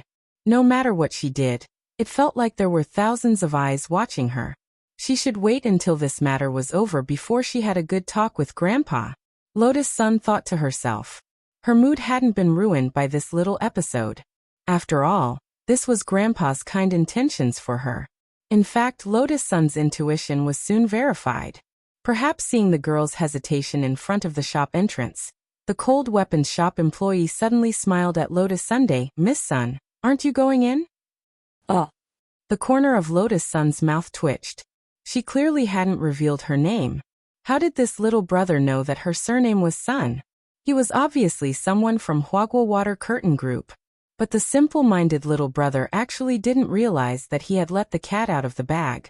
Lotus Sun didn't see through him either, and pretended to know nothing as she followed him into the shop. In the cold weapons shop, Super Chen's result was already out in front of the huge stone grass throwing field. He had sworn that he could take first place. In the end, when he threw, he realized that the stone grass was too heavy. He hadn't used his explosive power at all. His final result was 96 meters. Congratulations on winning the encouragement prize. A female staff member smiled as she handed over the prize ticket. On the side, Wang Ling looked at Super Chen enviously. Next, it was his turn. "It's a very heavy, Wang Ling, be careful." Super Chen then handed him the new stone grass from the shelf on the side. It was as heavy as a feather. So was it really heavy? Wang Ling felt nothing at all. Even if he threw it lightly, it would at least cover the distance between the earth and the sun. Things were not looking good. He had to think of a way. He held the spear in his hand and assumed a standard throwing posture. He pulled his right arm back very far, and a gust of wind swept through the room, lifting up his white shirt to reveal the beautiful curves and contours of his body. His abdominal muscles were faintly discernible, and his mermaid line was just right. Lotus Sun had just entered when she saw this scene, and her cheeks instantly burned. In fact, this was also within Mother Wang's calculations. Wang Ling had actually put on a little weight recently, and there was a lot of flab on his belly. But Wang Ling had the great weight loss spell, and it was no problem at all for him to directly remove some meat by hand. So before they left, Mother Wang had asked Wang Ling to show off his 8-pack abs, and had even shown him a photo of Dragon Ball. That's right. Super Saiyan. Just develop in this direction. Wang Ling felt that an 8-pack abs was too exaggerated. In the end, this plan was just to get rid of the excess fat on his body. Little did Wang Ling know, this actually made him even more eye-catching.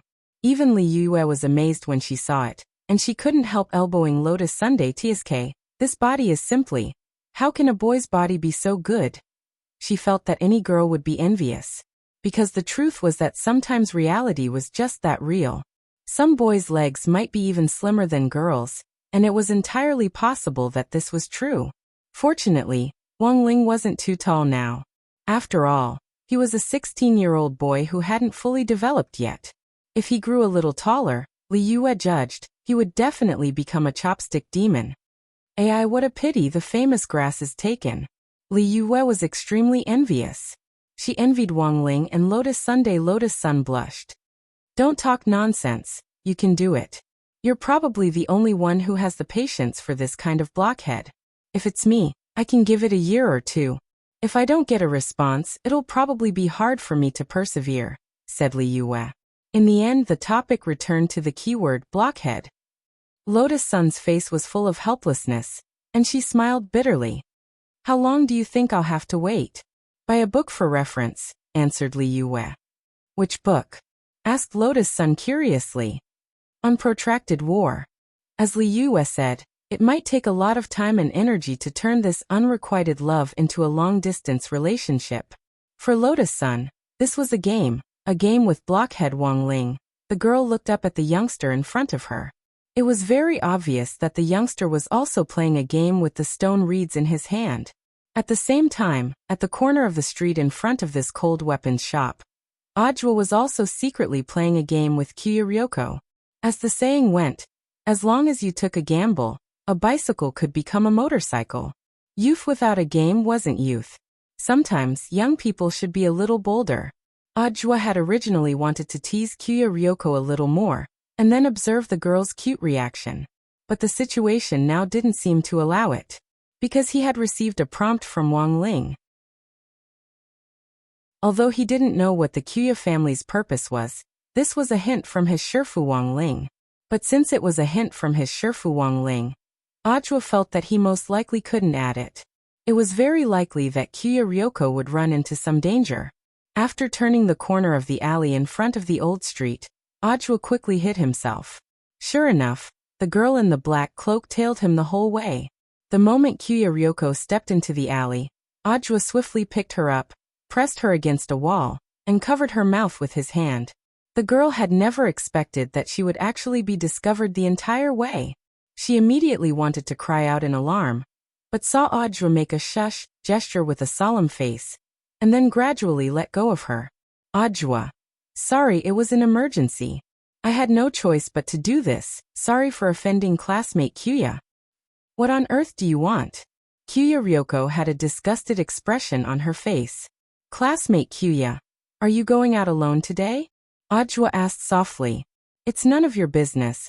Why should I tell you? Kyuya Ryoko snorted arrogantly. She just wanted to find a place to wash her face, because her mouth had been touched by this swindler's hand. Because there are people from the Kyuya family following you, and they're wearing casual clothes, Ajwa said solemnly. People from the Kyuya family? The girl looked astonished. Her expression actually betrayed her. It was obvious that she hadn't brought anyone from the Kyuya family with her today. At that moment, Ajwa, who had gotten his answer, looked at Kyuya Ryoko and nodded slightly. I understand. Understand what? Kyuya Ryoko was puzzled. I'm afraid the group of people following you now are the enemy, Ajwa said. But for the time being, we don't know what their objective is. Classmate Kyuya, do you have any idea? I don't know. Kyuya Ryoko shook her head. It stood to reason that if the Kyuya family had secretly sent people to protect her, it would be impossible for them to hide it. So before we know what they're up to, I suggest that classmate Jimiya Ryoko come with me. It's safer that way. Ajwa said solemnly as he started to take Jimiya Ryoko's hand. What are you doing? Who wants to hold hands with a swindler like you? Kyuya Ryoko panicked. Who knows if you deliberately arranged for those people to play tricks on me? She tried to break free, but Ajwa's broad and strong hands held her firmly like pliers. Classmate Kyuya, there's no time to explain. You have to come with me.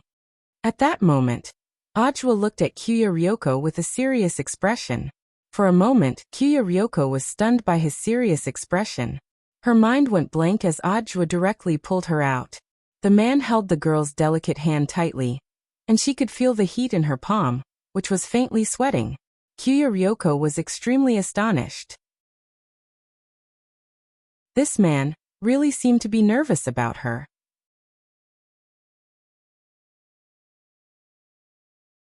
Chapter 1466. Amidst the chaos, Ajwa pulled Kamiya Ryoko out on the spot.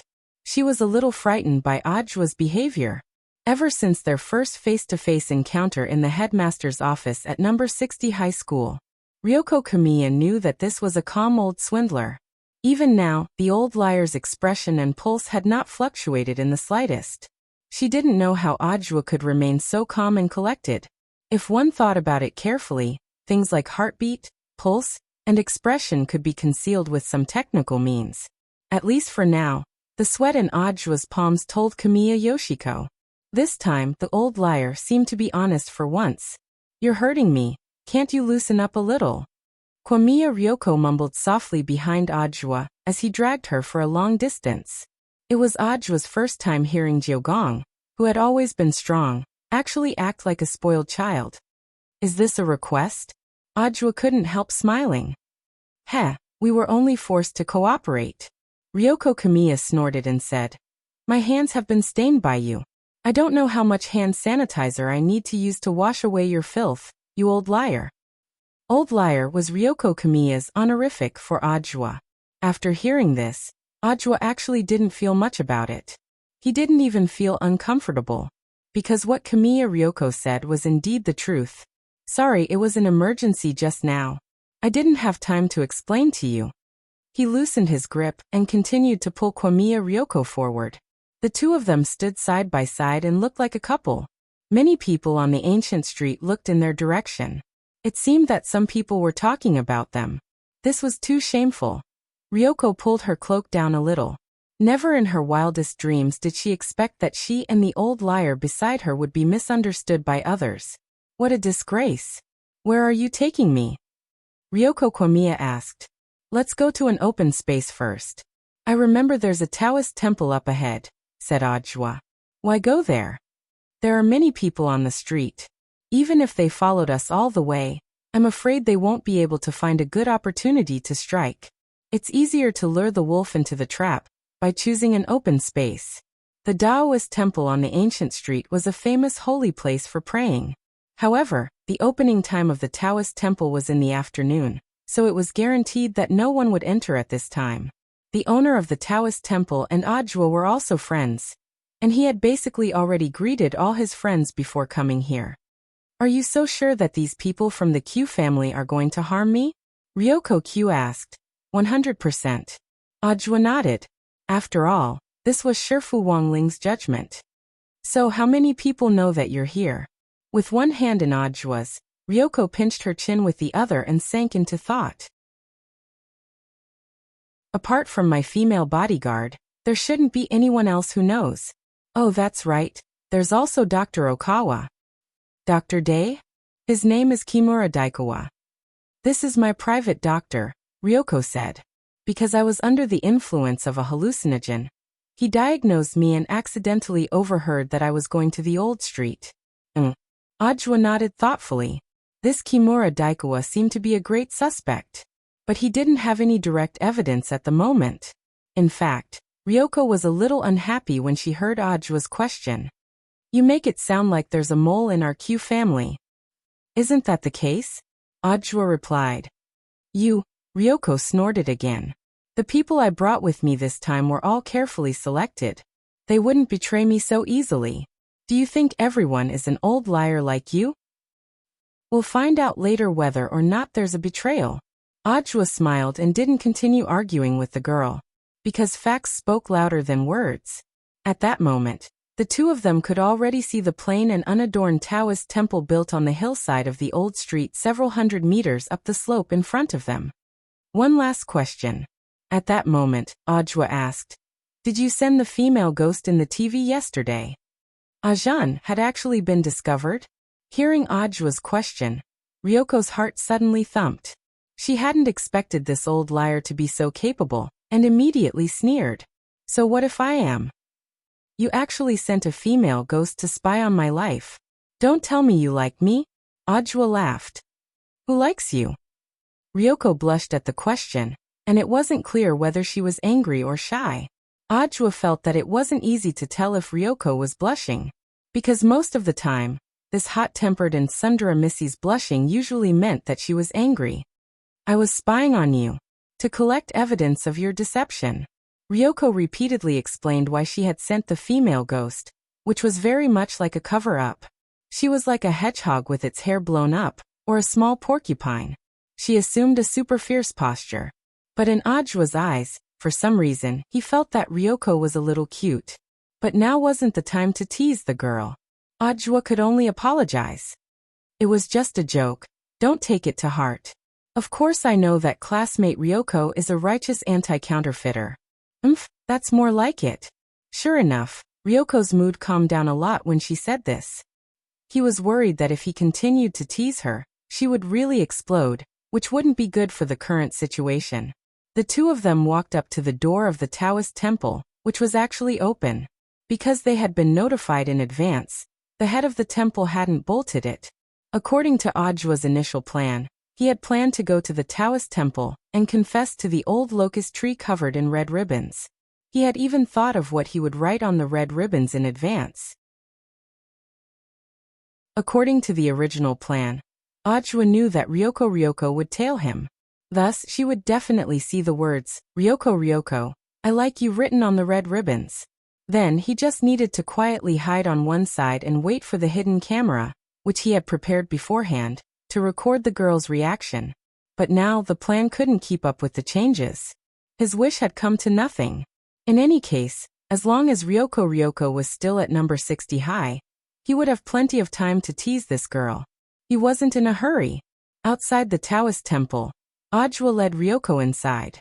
The Ryoko family's stalkers were indescribably shocked, because this was a Taoist temple famous for couples praying for blessings. When did eldest miss and this guy develop to this point? The Ryoko family people were puzzled. Forget it, it has nothing to do with him no matter how far this Audiobook develops. Our mission is to make her disappear. Then what about this Audiobook? Didn't I say he's a liar? He doesn't have any real ability. Given our battle strength, it's more than enough to get rid of the two of them. The man in the lead sneered. He wore a black ear stud, and was the commander of this operation. After killing them, put their bodies together, and it's best if they're hugging each other. This way, the reputation of eldest Miss Ryoko's line in the family will be completely destroyed.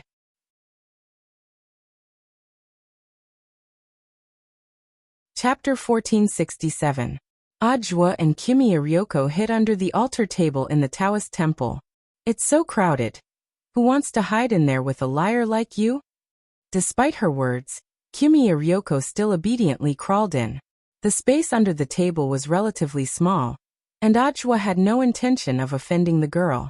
Although he had tried very hard to keep his distance, part of his body still touched hers. Kimiya Ryoko blushed and had a disgusted expression on her face, but in this situation, she really couldn't push him away. Sorry, classmate Kimiya, please bear with it for a while. Audiobook said gently as he made a shushing gesture. Kimiya Ryoko snorted and turned her head slightly, looking at Audiobook out of the corner of her eye. She saw that Audiobook was constantly changing his posture in an attempt to keep his distance. The emotions in her heart instantly became very complicated. On one hand, she suddenly felt that Audiobook seemed to be more upright than she had imagined. On the other hand, she was displeased that Audiobook was deliberately keeping his distance from her. Is this lady's charm not enough for you to dislike me so much? Kimiya Ryoko muttered very quietly and quickly. Audiobook. Classmate Kimiya, what are you talking about? I won't repeat myself. Kimiya Ryoko's voice was cold. The girl composed herself and took a deep breath. She felt that she must be crazy to actually expect an old liar like Audiobook to succumb to her charm. Such a liar. She wouldn't care for him in this lifetime. Kimiya Ryoko glared at Audiobook, puzzling him with her hostile gaze. Audiobook sighed inwardly. Little lasses nowadays, their thoughts were hard to fathom. Too hard to understand. It was said that a woman's heart was like a needle at the bottom of the sea. But this little girl hadn't even become a real woman yet. So why was she so scheming? Just as he was puzzled, the two people under the altar table heard movement outside the temple at the same time. Everything was going as Audiobook had expected. It wasn't long before the three people in the back directly broke into the Taoist temple. They moved quickly, cautiously closing the door as soon as they entered and rebolting it to prevent anyone from entering. One of them took out a three-legged magic weapon and placed it on the ground. It was a kind of shielding device that could block out sound and all external signals. After manually setting the range, the three-legged magic tool made a buzzing sound, and a circle of invisible ripples spread out on the spot, covering the entire Taoist temple. Now it's time to catch a turtle in a jar. The leader of the group, the man wearing black earrings, smiled secretly. He had already sensed Audiobook and Kimiya Ryoko's auras in the main hall of the Taoist temple in front of them. The man quickly made two hand gestures, signaling his other two companions to surround the main hall. The remaining two had radars on their hands. This was a device that was bound to a shielding artifact. Once someone approached the signal shielding area, the radar would be able to detect the signal instantly. This time, it would be hard for him to escape even if he had wings. The man with the black earring stood in front of the main hall in a generous manner. He folded his arms and put on a posture of goodwill. Miss Yoshiko, we have no intention to offend you. We are just following orders. As long as Miss Yoshiko is willing to hand over the copy of the ghost register, then we can consider letting Miss Yoshiko go. In fact, killing Ryoko Kyuya was their original goal. As for snatching the ghost register, that was just something they had done in passing. The man was well aware that the copy in Ryoko's hands was just a copy, and the real master copy was still sealed under the Kyuya family. However, the ghosts in these replicas were actually hidden dangers. If they killed Kiyomiya Ryoko, the ghosts in the replicas would witness everything. If other people in the Kyuya family found out about this later, it wouldn't be good for their master's subsequent election plans. So after they killed Ryoko Kyuya, they had to bring back this copy and wait for their master's latest order to deal with it. Ghost register? Under the offering table, Ajua looked at Ryoko Kyuya. The ghost register was a family secret. Ryoko wanted to say something, but hesitated. She didn't want to explain at first. But in this case it didn't seem right not to. So the girl frowned and thought of a way to summarize it in a nutshell. I'm guessing that this is a magic weapon your family uses to seal and control demons and ghosts, Ajua guessed at that moment. How do you know? Ryoko was astonished. It's just my experience. Ajua smiled. All along, Ryoko had thought that he was still the same Ajua from 6 years ago. If this had happened 6 years ago and the girl had confronted him aggressively and suspected that he wasn't the hero who saved the world from back then, Ajua indeed wouldn't have had the slightest bit of confidence. But now everything was different. Ajua now had the special 33-path primordial energy technique. Once his true battle strength was completely released, he could rival a true immortal. Coupled with the prediction, perhaps even a true immortal wouldn't be his match. In fact, Ajua could have improved his realm a long time ago. As long as he wanted to, it wouldn't have been difficult for him to quickly become an itinerant immortal. But after all, Ajua was now a public official and countless eyes were on him. If he improved his basic realm too quickly, people might become suspicious.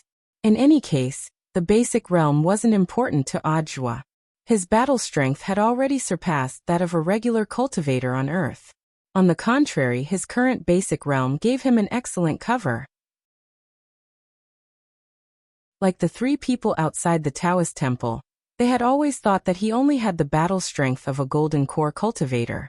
At that moment, Ajua was thinking. Kyuya Ryoko was also trying hard to figure out who on earth had sent the people outside the Taoist temple. She muttered. It seems they probably aren't from Shioshi's side. Ajua, Shioshi. Kyuya Ryoko. Kyuya Shioshi, the only son of my father's second wife, and also my second younger brother. I remember him a little. Is he the disabled child mentioned in the news? Asked Ajua. He had investigated the Kyuya family beforehand. Such a large family would always have a lot of tidbits of news. That's right. My second younger brother is disabled, but I've always thought it was a cover-up. So I've been keeping an eye on him. But now I can be sure that he wasn't the one who sent the people outside, said Kyuya Ryoko. Why are you so sure? I can't tell you that. It seems that you're quite hated in your family. Ajua couldn't help laughing. Actually, I know it even if you don't tell me. Kyuya Ryoko. Question mark. Ajua. I think your second younger brother should also have a copy of the ghost book, right? In that case, there really isn't a need to snatch it. Kyuya Ryoko. How did you? Ajua pointed to his head. I also rely on my brain to make a living. I'm essentially different from those big-breasted, brainless women. Kyuya Ryoko's face darkened. What do you mean? Ajua laughed again. Classmate Kyuya, don't get agitated, you don't have one. As soon as he said that, Ajua heard Kyuya Ryoko gnashing her teeth. Then the entire altar, no, the whole Taoist temple seemed to shake slightly. Classmate Kyuya, I was just joking, there's no need to be like this. Ajua hurriedly apologized. The girl's expression was also particularly astonished. No, it wasn't me. She hurriedly took out her copy of the ghost book from under her cloak. She was astonished to find that this astonishing and abnormal energy fluctuation was actually coming from this copy of the ghost book. What's going on? Kyuya Ryoko was so frightened that her little face turned white. She had never encountered such a situation before, and for a moment she was at a loss. Danger. Out of instinct to judge danger, Ajwa immediately snatched the copy of the ghost book and threw it out with great force. Outside the Taoist temple, the leader of the men with black ear studs saw something that looked like the ghost book fly out, and hurriedly reached out to catch it. He hadn't expected this young lady to be so straightforward. But even so, the leader stroked the ghost book in his hand and smiled coldly. Even so, Kyuya Ryoko still had to die. However, just as the man was about to attack, the ghost book in his hand suddenly let out an ear-piercing shriek, like the roar of a witch, which made his ears go numb. In the next moment, a thin woman in red clothes appeared in front of him like a ghost. Black hair cascaded down like a waterfall, and her mouth was smeared with bright red lipstick, with traces of blood dripping from the corners of her mouth. She looked particularly ferocious. Pen Fairy. The man looked at the woman in front of him in astonishment, and recognized at a glance that this was the powerful female ghost that the Kyuya family had sealed in the ghost book. He instinctively wanted to escape, but at that moment, he was stunned to find that he couldn't move his body. Don't. The man was so frightened that he had already lost control of his bowels. The Pen Fairy approached him step by step, and with each step, a demonic wind blew in all directions.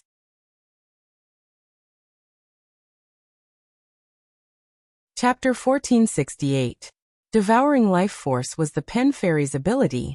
Her fingernails dug deep into the man's chest.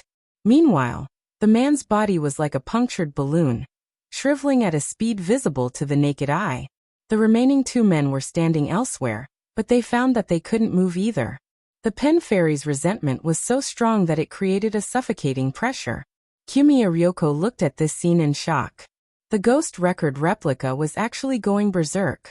This was something that had never happened before. Because the Pen Fairy in the main record was suppressed, most of the Pen Fairy's demonic nature and resentment had been suppressed, so the Pen Fairy in the replica was greatly weakened. She remembered that she had been ordering the Pen Fairy to play the role of a recorder. The girl couldn't help but feel fear. If it wasn't for Ajwa's quick reaction, she would have died in the Pen Fairy's hands just like this man. Miss Kiyomiya, things are already like this. We have to stop the situation as soon as possible. You can explain the rest to me in detail after we're done, Ajwa said. He released some spirit energy from his fingertips to protect Kiyomiya Ryoko, so that the girl wouldn't be disturbed by the Pen Fairy's resentment. At that moment, Ajwa discovered Kiyomiya Ryoko's silly side. This was something he had never seen before. This icy young lady, who had been acting like she had victory in her grasp, would probably only activate such an attribute when she was panicking. It wasn't the right time to discuss this. But the heartbeat of the fake heart ring on Ajwa's finger was clearly speeding up. Ryoko was really too cute. What are you doing? Saving people, Ajwa replied. But that's a bad guy, he deserves to die. He knows what happened, so he has to live. Ajwa stepped forward. The girl behind him pulled him back with an anxious look in her eyes. You're just a golden core cultivator, why are you acting cool? Although the book in Kamiya Yoshiko's hand was only a copy of the ghost book, she knew every ghost in it. The Pen Fairy, this was an extremely dangerous ghost. Her rating could reach SSR directly. Back then, the Kiyomiya family had paid a huge price to set up a trap to capture her, so it was obvious how powerful she was. Although Kamiya Yoshiko didn't know why the brush fairy would suddenly break out of the seal, she didn't know why. However, the brush fairy might not be much scarier than the Demon King from back then. However, the young lady did not expect that the man in front of her would still walk out fearlessly. Facing the light outside the door, he left a broad reflection in the main hall, which made Kamiya Yoshiko feel at ease. Ajwa, you old liar, are you still trying to be brave? You will die. I don't care if you die. A second before Ajwa's figure completely disappeared from the hall, Kamiya Ryoko shouted at his back. Ajwa smiled and didn't directly answer the girl's question. Sword come. With a wave of his hand, an emerald green bamboo sword pierced through the void and landed in his hand. Saving people was the most important thing right now, so he couldn't care less. Previously, he had gone through many rounds of systematic combat training in the war sect, and compared to 6 years ago, his fighting skills had been reborn. He was no longer the brave and righteous scapegoat from 6 years ago. It was clear that the brush fairy's eyes were also filled with surprise. A golden core cultivator could actually move under her powerful resentment. This was simply inconceivable. Her other hand was already at the ready, and she planned to stab Audra the moment he rushed over. The brush fairy had just been unsealed and needed a lot of nourishment. However, Audra's speed exceeded her expectations. So fast, her eyes couldn't keep up with the speed of a golden core cultivator at all. She could only rely on her intuition to pinpoint Audra's position, and then reach out with her left claw. Next time, I'll chop off your left arm. Then I'll chop off your right arm as well. Before the sword light fell, Audra made a precise warning, just like Fan Rue had done back then. Sword of Destiny was one of the abilities of foresight. The brush fairy's eyes were filled with horror. She was surprised that this man could actually see through her thoughts in advance. The next moment, there was a rip. From an extremely tricky angle that the brush fairy had never expected, Audra appeared like a ghost, and with a lift of his hand, the brush fairy's arms were instantly severed. On the ground, the captain of the 3-man team whose life force had been sucked out by the brush fairy fell to the ground. But there was still a trace of life left in him. Audra was too fast. In a short span of time, he had chopped off the brush fairy's arms, and had even taken the time to feed the man on the ground a tonic to keep him alive. For powerful vengeful spirits, having their arms chopped off wasn't enough to make them cry out in pain, because their limbs were illusory to begin with, and could be reassembled even if they were chopped off. At that moment, Audra was facing the armless brush fairy. She was surrounded by powerful resentment, yin qi, and demon qi. All sorts of negative energies surged out. It was obvious that the woman was trying to repair her arms. Unfortunately, things didn't go as she wished. Although foresight was weaker than Jinka's, it was still the second spiritual sword. Faced with such an evil being, it naturally wasn't as easy to heal as it usually was after being baptized by the second spiritual sword Qi. Damn it, damn it. The brush fairy let out a shrill roar, as if she was enraged. But Audra didn't give her any chance to explode. Next strike, disappear. There was a chi sound. Another strike. The brush fairy's eyes widened in shock, and the tip of foresight had already pierced her head. Powerful sword chi swept through the brush fairy's body, and it turned to ashes on the spot before directly dissipating. Just like that, this ghost, which the Jiogong family had paid a huge price to subdue, completely disappeared from the face of the earth. The moment the brush fairy's body disintegrated, a ray of sunlight fell from the sky and shone on the spot where the brush fairy had disappeared, through the sunlight. The ghost's ashes swirled in the air before swiftly dispersing with the wind. The scene was a little beautiful. Maybe this is the light of the righteous path. Audra laughed at himself in his heart. At that moment, Audra examined the scene again. He suddenly noticed that there seemed to be a stone reed on the ground. HM? Where did this stone reed come from? Audra picked it up, feeling curious. In fact, the moment Audra killed the brush fairy, there were other ghosts that were released from the copy of the Book of Ghosts. They had planned to sneak up on Audra from behind. But before they could do anything, a stone reed that seemed to have fallen from the heavens appeared out of nowhere, and pierced through them like candied fruits. Because they had died so quickly, Audra hadn't noticed it at all. The brush fairy had at least left some ashes behind, but there was no trace of these ghosts that had been skewered by the stone reed. Squatting on the ground, he suddenly couldn't help laughing. It didn't take a genius to figure out that this should be the work of his master. At that moment, Jiogong Ryoko walked out of the hall with wide eyes. She had just witnessed everything in the main hall. Audra, what's wrong? Audra smiled. I told you I'll be fine. But you're just a golden core cultivator. As long as I find the right method, a golden core cultivator can still win. Audra shrugged carelessly, then carefully looked at Jiogong Ryoko in front of him. Classmate Jiogong, are you really okay? Your eyes are red. Did you cry because you were worried about me just now? I wasn't worried about you. Jiogong Ryoko snorted.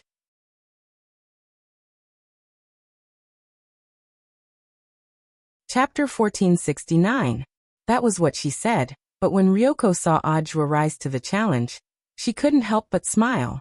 She suddenly felt as if her heart had been violently twitched by something. The man in front of him was the publicly acknowledged liar of the Jeogong family. Cunning, treacherous, dirty, old liar. Ever since Kyoko Ryoko had learned of Ajwa's name 6 years ago, these words had practically become the Kyoko family's stereotype of him. She was the eldest daughter of the Jeogong family, and had come to Hwasyo Nation to redeem her family's glory and expand their market. Only the members of the Jeogong family could understand this kind of hatred for Ajwa, the desire to kill him as soon as possible. But now, the young girl realized that things didn't seem to be as she had imagined. As one of the future heirs of the Q family, Q Ryoko naturally knew how powerful the brush fairy was. That was a ghost formed from powerful resentment, whose strength was infinitely close to that of a loose immortal. Back then, the Jeogong family had paid a huge price to capture him, but now he had been killed by Ajwa with one stroke of his sword. Could it really be Ajwa, who had killed the Demon King 6 years ago? However, his true state was not just at the Golden Core realm. At this time, Ryoko Kwamiya had mixed feelings. She suddenly felt that this man, who had clearly been labeled by the Jeogong family, had suddenly become mysterious.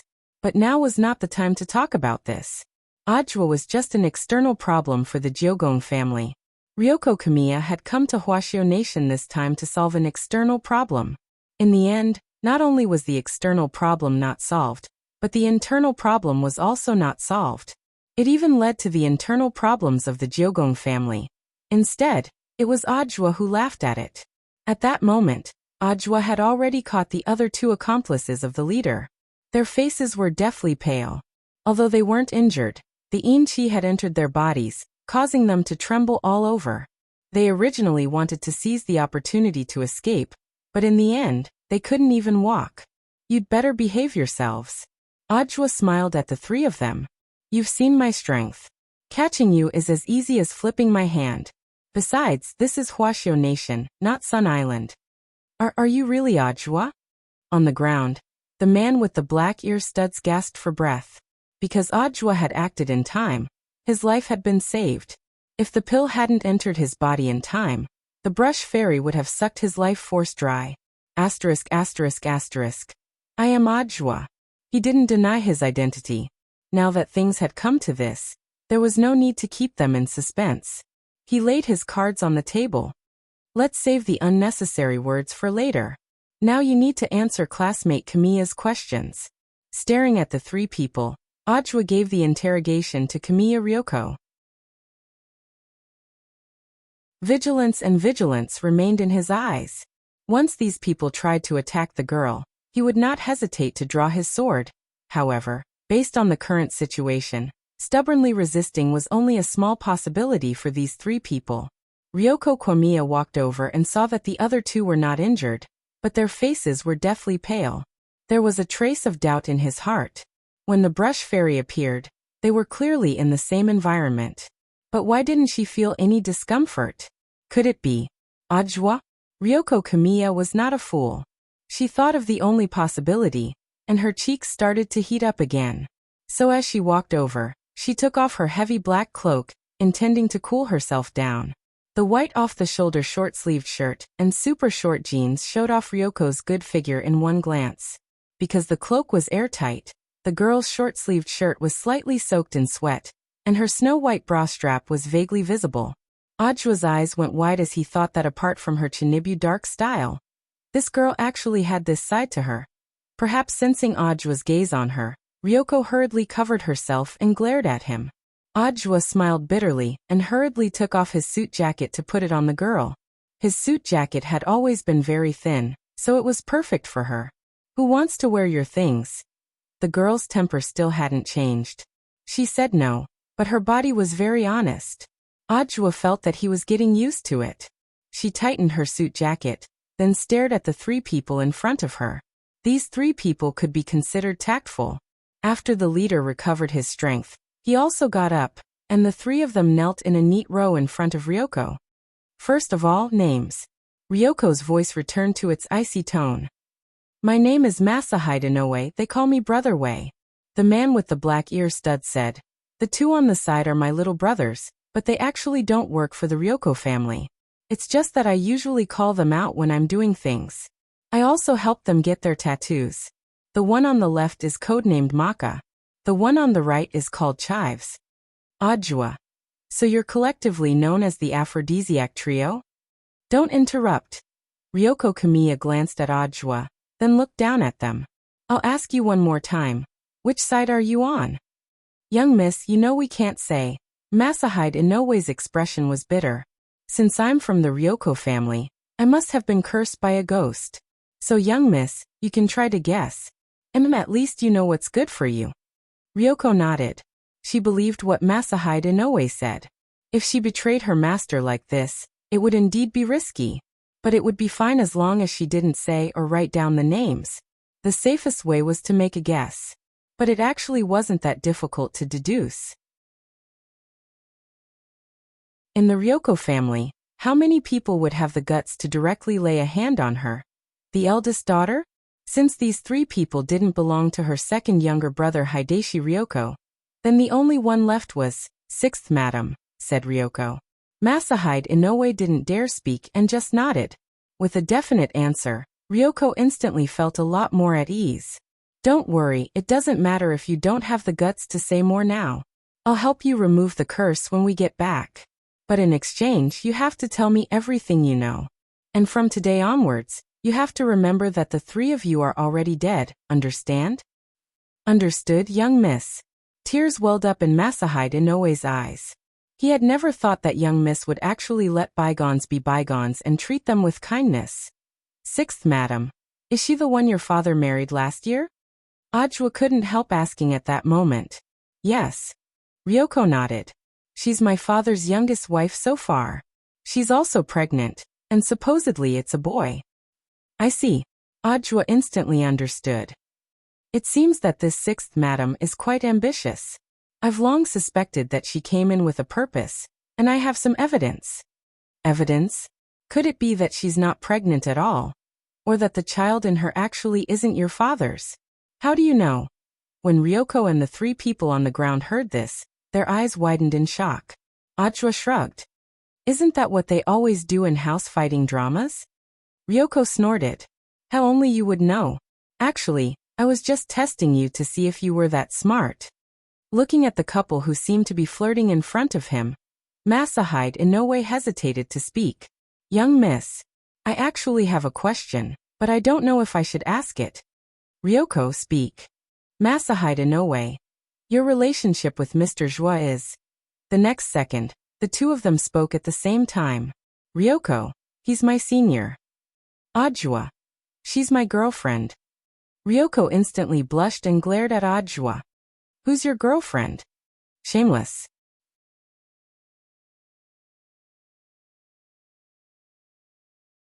Chapter 1470. I understand. Masahide Inoue nodded solemnly. Everyone knew that eldest Miss Ryoko was famous for being at Sundara. If she denied it, that would mean... No, you don't understand. Ryoko stared at Masahide Inoue. I promised to let you go, but remember, don't make me angry. Otherwise, the consequences will be very serious. Understand? Yes, I understand. Brother Wei nodded like a chicken pecking at rice. For him, there was no need for an explanation now, because the situation was already very clear. Miss Kyuya Ryoko was obviously anxious. If it wasn't for the fact that there was someone else behind her, why would she be in such a hurry to explain? If it had been a few days ago, there wouldn't have been a second possibility for Ryoko to have blushed. That was 100% because she hated old Jua the moment she heard the name, Ajwa. But the girl's flushed face indeed had another meaning, because Ajwa wasn't quite what she had imagined.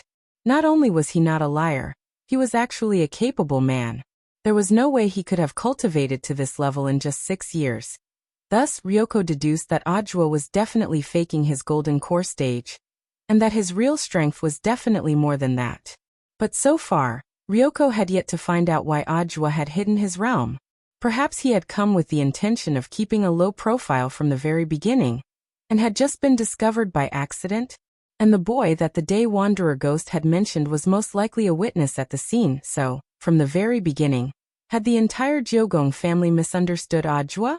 If his speculation was correct, then who was the boy that the day wanderer ghost had seen? It looks like I still have to find that dead fish eye. Ryoko pondered at that moment. Her train of thought was very clear, and she had no intention of giving up on looking for Wangling. Boys and girls at this age were always exceptionally curious. After this sudden incident, Ryoko Kimiya began to be wary of the Kimiya family disciples she claimed to have carefully selected from Sun Island to help her in her work. There was definitely a mole in the villa, but she still couldn't confirm who it was. Although that private doctor, Kimura Daiwa, was a suspect, the girl didn't have any concrete evidence at the moment. So, what are you going to do next? Ajwa looked at the girl with an indescribable love in his eyes. Think of a way to settle the three of them down nearby. I will send someone to watch and protect them, Ryoko Komiya said. Don't tell me they just happened to send a mole? Ajwa smiled. Don't worry, this time it's my trusted aide. You should have met him in school before. Oh, I remember. You mean your personal female bodyguard? Her name is Junko. She has been with me since I was a child. There won't be any problems. Understood. Folding his arms, he pondered for a bit, and suddenly realized that he had found an opportunity to get close to the girl. But have you thought about it? If you send her out, what will you do? This question caused the young girl to sink into silence. What he said actually made a lot of sense. So far, Komiya Ryoko still did not know the reason for the riot of the copy of the ghost register. What if there was another problem in the future when there was no one around? She would probably die a horrible death. The girl had never expected that the ancestral magic treasure which she had regarded as the most powerful magic weapon, and which she deeply relied on, would suddenly turn into a ticking time bomb. To tell you the truth, your female bodyguard won't be of any use against a ghost of that level just now. So, I suggest that you hire someone else. Hire someone else. Komiya Ryoko frowned. Money isn't a problem, but where on earth should I find someone? Me. Ajwa pointed to himself. Good quality and cheap, I'm on call. Classmate Komiya, you don't have to worry about my job. Even if I'm at work, my spirit sword can lock down enemies from 1,000 miles away and strike accurately. It's more than enough to protect you and Huashio Nation. Actually, Ajwa was being modest. As the number 2 spirit sword on the list of swords, it could in fact take care of every corner of the world, not just Huashio Nation. You? The corners of Komiya Ryoko's mouth twitched. She sighed in her heart at the shamelessness of the man in front of her. She had clearly come to Shio Nation to investigate him. She had come to seek revenge. But this guy, not only wasn't he hiding from her, he was even prepared to stick close to her and be her bodyguard. This was outrageous. Is the food in your general administration of 100 schools canteen so good that you're actually so thick-skinned? Komiya Ryoko glanced at Ajwa contemptuously. Although she said that in her heart, she actually felt that this plan wasn't bad, since Ajwa's battle strength wasn't as bad as the rumors said. Protecting her indeed wouldn't be a problem. In addition, if Ajwa was always by her side, it might be easier for her to investigate the whereabouts of that dead fish-eyed boy. Komiya Ryoko had a hunch all along. She felt that Ajwa definitely had something to do with that boy. Maybe they even knew each other. What do you think? At that moment, Ajwa looked at the girl with a smile, looking forward to her reply. According to the market price, with your battle strength, your monthly salary is at least 100 million yuan. Our Komiya family has limited funds, I'm afraid. I don't need that much. Just give me the normal golden core price. Ajwa smiled. After successfully haggling, the girl gave a smug smile, which disappeared in an instant. Crossing her arms, she assumed the familiar posture of a rich young miss and looked at Ajwa. Then, I will reluctantly bestow upon you the favor of being my bodyguard. But you're only responsible for my safety. You're not allowed to ask about anything else. No problem. Ajwa nodded contentedly. All right, let's go to a hotel. I checked. The nearby Holiday Inn on the old street is more affordable. A hotel. Ajwa looked at Komiya Ryoko in surprise. What? Is there a problem? Is the hotel not open? No. Ajwa smiled evilly. It's like this, classmate Kwamiya.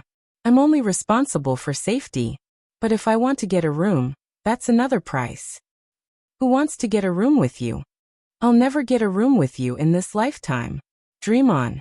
Kwamiya Ryoko's face instantly lit up again, and she shouted, I'm talking about you and me escorting these 3 people to a hotel. This attempt to hide her shyness by shouting made Ajua's heart beat wildly again. Since he had become famous, there had actually been a lot of girls around him. Old Secretary Sun would sometimes recommend some beautiful civil servants to him and introduce girlfriends to him. Ajua had seen a lot of beautiful girls, but it was rare to see someone as cute as Ryoko.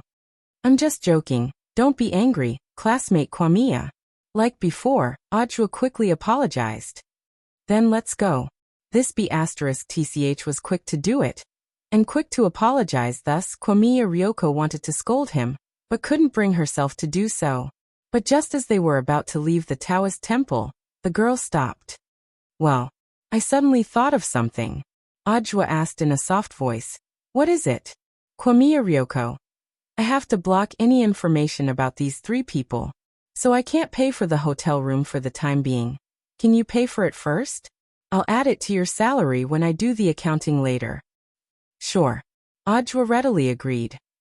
My body is fine. Pervert. Kwamiya Ryoko took a deep breath, clenched her small, trembling fist, and kicked Ajua's calf hard before she quickly dashed out the door. Ajua chased after her. That felt good. Classmate Kwamiya. A few more times. Kwamiya Ryoko. Shameless.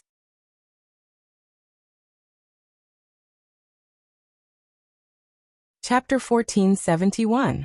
The Holiday Inn on the ancient street was a time-honored brand of this ancient cultivation street. It was the first hotel to be established after the ancient street entered the commercial mode. Huagwa Water Curtain Group was a shareholder, and Ajua happened to have friends in the underworld in this hotel. Since Kwamiya Ryoko wanted to hide the identity of these 3 people and create the illusion that they died accidentally, it was completely unrealistic to use their temporary ID cards or passports to register. Fortunately, Ajua was here. It was just a matter of greeting. They would check in first. In a couple of days, Ajua would send someone to get new IDs for Brother Wei and the other 2 people. This was similar to the international stain witness protection mechanism, which could completely hide all clues about these 3 people. It's all done, Ajua said with a straight face. He had considered everything for Kwamiya Ryoko, and had also secretly called for a few brothers from the war sect to come and keep an eye on them. The room that he had arranged was right next to the 3-person room that Brother Wei and the others were staying in. Ajua had already booked all the rooms on the left and right as well as the seats facing the door. Of course, Ryoko Kwamiya didn't know about these things. Truth be told, with so many things happening all of a sudden, Kwamiya Ryoko felt that even if she was lucky enough to escape the Pen Fairy's calamity, she would still be flustered. Without Ajua, the situation might have been even more complicated. She stared at Ajua anxiously. In fact, she wanted to thank him, but when she saw that his gaze was fixed on her, she quickly turned her slightly red face away. Humph. Don't look at me with such perverted eyes. This is what you should do as a bodyguard. This clearly wasn't an angry voice. Ajua could sense the young girl's gratitude towards him from her playful voice, as well as her loveliness. Understood. Ajua nodded, his eyes full of tenderness. He had never believed in the feeling of love at first sight. Now he knew. However, matters of the heart couldn't be rushed. Although he was teasing her, an appropriate amount of teasing was a catalyst. Excessive teasing would have the opposite effect. Thus, Ajua would be very serious for the time being. Relaxation was the way of the king. As for getting a room, that was just lip service. Even if he and the girl really lived in the same house, it was impossible for him to really do anything to Kwamiya Yoshiko. After all, he wasn't an adult yet. At this time, the 2 of them were sitting on the mahogany sofa in the hotel lobby, each with their own thoughts. Soon the girl's phone rang. It was the female bodyguard. Ryoko Kwamiya quickly answered. Junko, where are you? I'm sorry, Mississippi. I'm still handling the extension procedures at the Immigration Bureau. I still have to go to the hospital later. I remember I asked for leave yesterday. I just saw your message, but I might not be able to rush over today. Kwamiya Ryoko facepalmed. She didn't expect to forget about it. How much time do you need? If we hurry, we should be able to get there before 6 tomorrow morning. I can only ask Miss to look after it for a period of time. After hanging up, Ryoko fell into silence. In that case, she would have to stay in this hotel for the night. Do you want to stay the night? Audiobook asked. With Audiobook's profound cultivation, it wasn't strange that he had good hearing. Kwamiya Ryoko glanced at him and sneered. What are you up to now? I'm a gentleman. Audiobook smiled. If classmate Kwamiya wants to stay, I'll arrange a room. But the 3-person suite that Aoi and the other 2 are staying in is full. I'll arrange for 2 single rooms diagonally across from each other. Is that okay? 2 single rooms? Kwamiya Ryoko gave him a contemptuous look. She also didn't know why. The man in front of her suddenly became serious. Audiobook looked at the girl in front of him and raised his eyebrows. Or does classmate Kwamiya want to stay with me? Before he could finish, Kwamiya Ryoko directly interrupted him. Stop. Just 2 single rooms, that's pretty good. When Junko comes tomorrow morning, you'll leave with me. Just return the extra room and be done with it. But I'll still have to use your ID card to open the room. Understood. Audiobook nodded obediently. The girl thought he would need an ID card to register, but in fact, Audiobook didn't need one at all. Just as he turned around to explain the situation to the hotel owner, on the mahogany sofa, Kwamiya Ryoko buried her face deep between her knees. She absolutely couldn't take out her ID card. Because this was her secret. Elsewhere, in the cold weapons shop, the stone reeds that Wang Ling had thrown directly made a big hole in the ceiling of the weapons shop. This wasn't Wang Ling's original intention. He had intended to deliberately slip his hand when he had thrown it, and then get the snack coupon.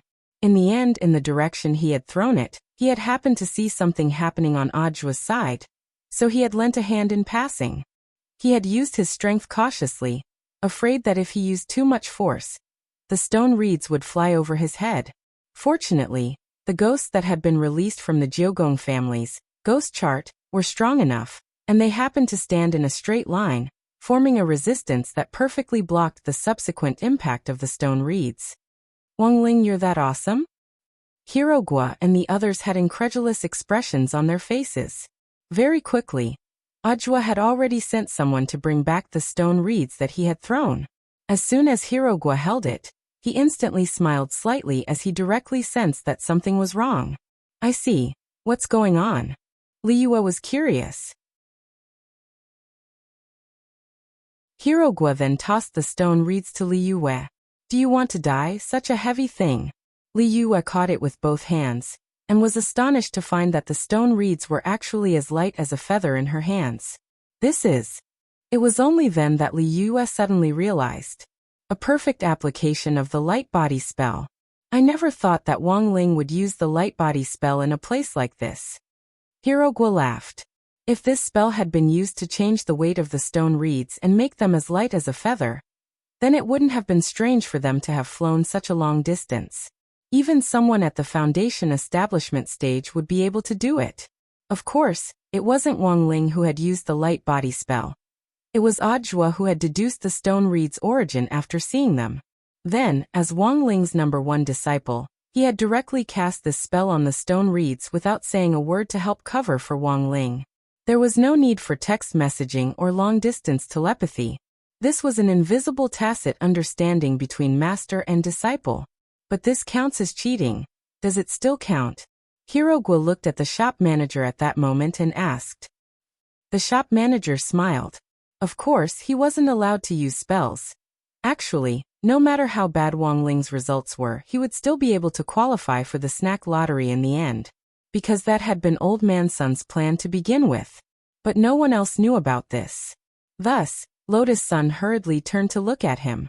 She didn't say anything, and just stared at the shop manager until he broke out in a cold sweat. The shop manager. Indeed he didn't. Lotus Sun, so? The shop manager. So this isn't cheating.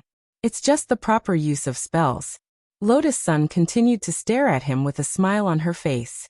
The shop manager wiped at his sweat and continued to say, Congratulations to student Wang Ling for winning a first prize marrow cleansing pill.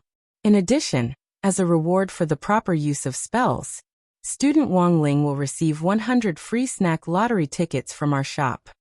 Very good. Lotus Sun nodded in satisfaction.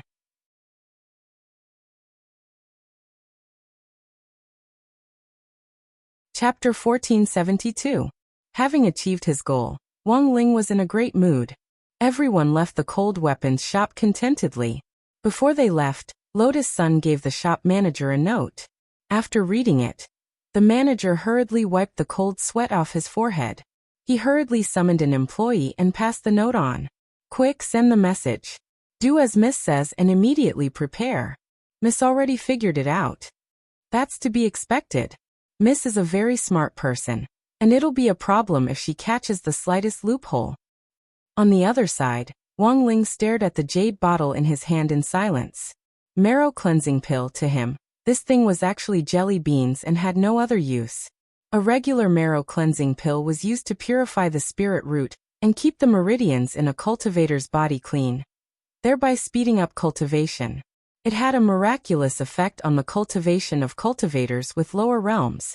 This was because the lower a cultivator's realm was, the worse the environment in the body would be, and the more impurities would be expelled. This was also the reason why a lot of foundation establishment cultivators would have a black, sticky substance on their bodies after taking the marrow cleansing pill. It was the poison that had been entrenched in their bodies for a long time.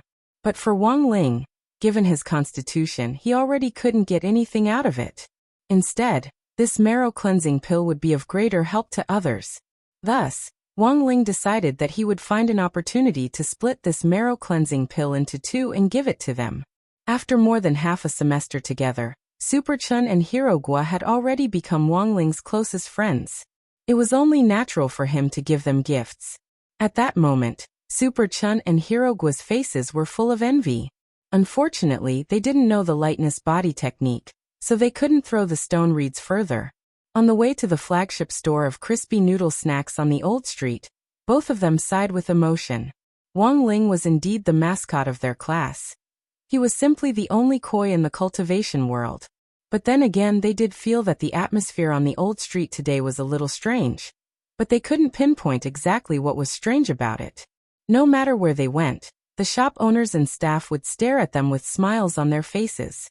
Their attitudes were so good that it made one's hair stand on end. Super Chin even wondered if someone would offer him toilet paper if he went to the washroom. Say, do the people on this old street have something to do with Huagua Water Curtain Group? Super Chin whispered to Hirogwa on the way. I don't think so. Hirogwa shook his head. The main thing was that Lotus Sun hadn't informed them in advance when she came out this time, so she wasn't as imposing as she used to be. Super Chun, Hirogwa and Li Yuyue's hearts were as clear as a mirror. It was obvious that the girl was learning how to keep a low profile from someone. But how much would it cost to replace all the people on the street with Huagua Water Curtain Group's own people?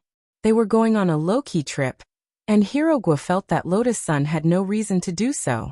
On the other side, Wang Ling and the others had just stepped out of Stone Thatch shop when Jiang Yingying walked in with Wei Ji. The manager glanced at Jiang Yingying in alarm, then walked over with a smile. Welcome both of you. Seeing Jiang Yingying's hesitation, Wei Ji sighed and took the initiative to say, it's like this. We also want to participate in this stone reed throwing event. Also, may I ask, what rewards did those people get just now? When she asked this question, Jiang Yingying's face flushed red, and she felt like an infatuated girl who had been following them. That's confidential. The manager smiled. It's not convenient for us to disclose our customers' privacy. Also, participating in the stone reed throwing event costs 1,000 yuan per time. Isn't the first round free to try? And why is it 1,000 yuan? Isn't it 100? Jiang Yingying and Wei Ji were both astonished. Because when they had been eavesdropping outside the door just now, this wasn't what the shop staff had said at all. Because the previous prizes have already been taken, the subsequent prizes will be of higher value. This is equivalent to increasing the prize pool, so of course the price will go up. Also, we're limited to the first batch of customers who participate in the stone reed throwing event for free every day. The manager smiled. This targeted measure had in fact been arranged on the small slip of paper that Lotus Sun had given him just now. It could only be said that she was too vigilant. Ever since fusing with Mysterious C's battle prowess, Lotus Sun's perception had long since surpassed that of ordinary people. Thus, no matter how Jiang Yingying disguised herself, Mysterious C had already recognized her aura. Thus, she couldn't escape Lotus Sun's sight at all. Sun Yinger called this ability Love Rival Radar. What stood out was the principle of precision, nipping the problem in the bud and nipping it in the bud. To put it simply, it could be roughly summed up in one sentence. You can boldly chase after me, but I'll definitely arrange everything clearly on your way. But although it was targeted, it couldn't be too obvious. In the end, the manager still gave Jiang Yingying preferential treatment. Seeing that you're so beautiful, we can give you a buy one get one free for the first order. The more you buy the first order, we can consider doubling the price. If you can't tell me what the prizes were for that batch of people just now, can you at least tell me what level they won? Jiang Yingying couldn't help but feel angry when she thought of Lotus Sun's smiling face when she walked out. She didn't want to lose to this evil capitalist girl. To be honest, the manager stared blankly at this question. Because the person who had just thrown the first prize wasn't Lotus Sunday. But it was clear that the young lady in front of him had misunderstood something. But it didn't matter anymore. His mission was to keep this fake couple firmly locked in his shop. Thus the manager said with a smile, "It's the first prize. You have to throw it 5,000 meters to reach the target." Since the first prize was taken, the new first prize is a Supreme Grade Foundation Establishment Pill. A Supreme Grade Foundation Establishment Pill? Wei Ji and Jiang Yingying were both stunned. This thing was really worth a lot of money.